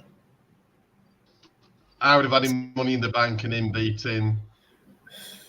Who was champion or Seth? Listen, we can't write the show, man. We just watch it, grade it, review it. I'm over it. If I wrote the show, Cody wouldn't be on at all. So, oh God, those are the Cody fans. Are probably so we already know Ricky can't. We already know Ricky can't write the show. He's not allowed to write any damn show. Ricky, I know what your problem is with Cody Rhodes. I know your problem. Come on. You hate Cody because he beat the person that you mark out for. It gotta be that. There's no other reason why to hate Cody Rhodes. Like, listen, the fact that you think go ahead. I booked Reigns as title reign. One of three people would have been either Jay could have done it, or Gunther. I would have Reigns still having the two titles. Gunther goes in an IC champion, beats Reigns, and he got 3 titles at the end. You want to talk about dominance? Or Braun. And I would have really dragged that out. Reigns surpasses Hogan's title reign. Braun wins Money in the Bank. Reigns beats whoever in September. Reigns thinks he's finished. Here comes Braun. And who hands Braun the briefcase? Paul Heyman. Is what happened in NXT. And Paul Heyman sees Braun as the next guy. So nothing to do with him beating Reigns. It's all to do with what we've got. And that's a boring champion. Like, ugh, boring. What you want to talk about? Nothing. I don't want anything with Cody. I'm not convinced. I'm not convinced, man. Listen, if Gunther beat Reigns, I've been not happy with that. If Braun had beat Reigns, same. I don't know. I listen. I still don't know what Cody did to you that you hate this man so much. You hate that dude because he's boring. It can't be listen. You found him winning the Royal Rumble to be boring? Predictable. No, well, Adam Punk was winning, so. Did you find the WrestleMania match that he had with Roman to be boring? Take out Rock, Cena, Undertaker, and Solo. Yes. I mean, yeah, it was tons. It was a Russo ass match. I agree with that. But you found that match to be boring? Take out all the people that got involved. Yeah. Okay. All right. The actual match, boring. Folks, this is why we have opinions, because you know what? Everybody's opinion does not have to match. And listen, I mess with Ricky. Ricky's my guy. Me and him do not have to agree on anything that's the same. Me and TJ don't have to agree on everything. This is why we have a show. So we can talk this out. Even though we still not going to agree, we're having fun doing it for you guys. I would have Cody on the show, being the main event of main events. He'd jump out every week to Akira Tozawa. So this has been the Rated Rock Podcast, you guys. We gotta get out of here. Yes, we all have lives. Right then. So yes, join us August 18th. I'll play it one final time so you guys are very clear. August 18th. And we're getting out of here, and yeah.